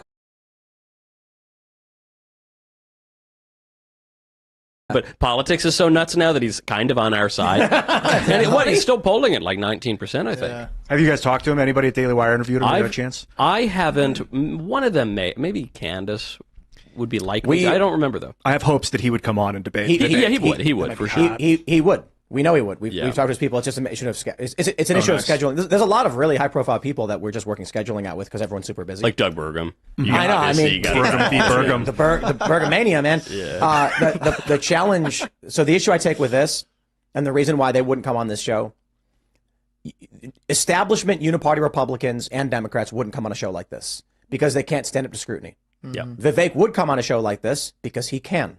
Right. I say, hey, Vivek, here's when he was accused of the Soros stuff, funding, he made a video, immediately posted and said, guys, let me address that for you. Like, I'll talk about it because this is what you have to do. Trump goes on tons of podcasts and he just sits there and he talks. He calls into Fox News and he just rambles. Yeah. That works. That's better. So there's people who can do it better than Trump for sure. But like when Chris Christie's like, Trump divided this country and there were friends who were fighting with each other. It's just like, shut up, dude. That's not true. And we're tired of listening to the bullshit. But also, like, if my crazy, purple-haired third cousin, twice removed, doesn't want to speak to me anymore because I voted for Trump, then that's her fault. That's her problem. Did you see there was a viral Reddit post where a woman said she broke up with her boyfriend because she found out he listens to Andrew Tate. Wow. Oh, yeah. And she was like, I couldn't believe he was like that. And it's like, he never argued with you. He never insulted you or fought with you or did anything wrong. He never sold you for sex. No. He never, put you. She just found out that because he listened to Andrew Tate, it meant that he was a homophobe and she had to break up with him. That dude's probably like, oh, wow, yeah, sure, okay. It's weird that her takeaway was that, oh, he's a homophobe. That's the homophobe. What? All these things, yeah. Well, that about wraps up the horrible, lesser-known GOP debate. Thanks for hanging out, everybody. We'll, of course, be back tomorrow with more shows. So smash the like button, subscribe to the channel, share the show with your friends, and become a member at timcast.com. This Miami event is going to be super epic. I believe it is confirmed. We're going to be doing Friday night's show that we normally do. It's going to be on timcast.com, members only.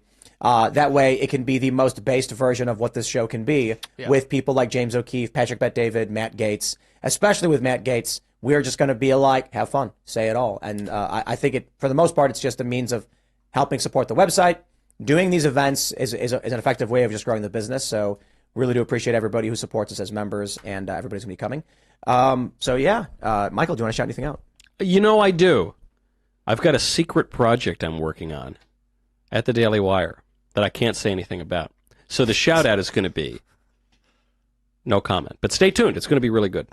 How do you like that? Wow. Was that an effective promotion? Hardcore. Oh, also, there's one other product. If you're a fan of reading or literature, you can purchase my book, Speechless: Controlling Words, Controlling Minds, available now wherever. People still post super chats. Do they? It's like a meme on our show. That is so great. Thank you all Free for money making from me a Michael best-selling Knowles. author. I appreciate it. Your first book was a huge hit as well. That also was. Twice now best-selling author, once with words. Yeah. I like it. What was the name of the first book? Reasons to Vote for Democrats, a comprehensive guide. I'm thinking of a sequel now, which is Reasons to Continue Hosting Republican Primary Debates in 2024. Mary. Guys, you can watch Pop Culture Crisis on YouTube at 3 p.m. Eastern, noon Pacific time. Go subscribe to the channel, and if you want to follow me on Twitter or Instagram, it's Mary Archived on both. I will be on Pop Culture Crisis tomorrow. Yeah. We'll see you guys I'm there. excited. Pop Culture Crisis on YouTube. Michael, always a pleasure. Thanks for sitting through that. That was, I feel, Bond. It's like we went through combat. Not really. I don't want to make fun of it, but it feels like we experienced some group trauma. Yes. We'll be able to look back on Are this. you going to read Super Chats? No. We basically, Okay. yeah, that was the super chat. It was the. You know my favorite part of the debate? It was the beef sticks and the scotch. I felt that was the highlight of the debate. Those beefs. I call it bison sticks, technically. Meat sticks. Yeah, it's a conundrum when there's big moments like the debates where we would normally do super chats and then members only, but the debate ends at 11 and I have to be up at 7 a.m. So it's just like I have my limits. It was hot heat. Thanks for sitting through it, having a good time. What's up, Serge? Yeah, wow, that was a lot. I don't want to keep you guys too long. I'm Serge.com. I'm looking forward to Miami. It'll be good. Just so everyone knows, in order to watch that, you do have to become a member on timcast.com, just so everyone is aware. Yeah. But we're gonna put out a video, like basically. Well, so I was inspired by Michael because I watched the video of you guys talking about backstage and the issues YouTube was giving you. Yeah. And then basically what happens for us with the show we're doing is, we're like, yeah, we'll do the show live or whatever. And then there were questions of like, okay, we're gonna have people in the audience. They can yell things. What do we do about that? And I'm like, I don't know. And they're like, okay, well, what subjects? Because like YouTube has their rules or whatever. And I'm like, I think we're for the most part fine to debate it. And they're like, what if they're swearing? I'm like, we're going to be in a room with hundreds of people who can yell whatever they want. Yeah, it's way better. Yeah, you prioritize the room and then the TV show. It's not that. It's that you can get a troll. You can get Antifa. Yeah. And then they said to sabotage. And I'm like, Deliberately say things. This probably ends up working out best in terms of helping Timcast grow. I know like it would be great if we could give the show away for free, but it was really expensive. And I'm like, well, we'll make it a members only thing, which makes the show better. But the full podcast will be on all podcast platforms. It's just that the live portion, I understand. because then we're like, we have more control over if something happens in a live event. Right. Takes one word, and then those masters of the universe Come zap for you you. down. Well, so the other issue too is like Public Square is sponsoring it, and I'm like, if someone sitting in the front row just is trying to screw with us, and then we lose the whole show because of it. Yeah. Is it better to do the live show members only, but then upload it after the fact where we know we're good? Totally. I think this is one of the reasons Joe Rogan stopped going live. I think it's the only reason. Yeah. But well, yeah. So anyway, everybody did the shout outs. We're gonna go. I can go to bed now. Let's do it, man. I'm gonna have another Thanks. beef stick. Yeah, grab another one. There's one right there. Thanks for hanging out, everybody. Seriously, thank you guys so much, and we'll see you all tomorrow.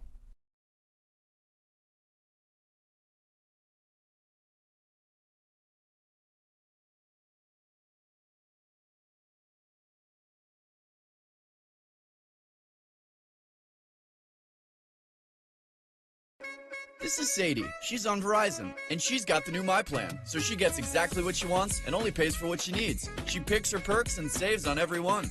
Make your move to My Plan. Act now.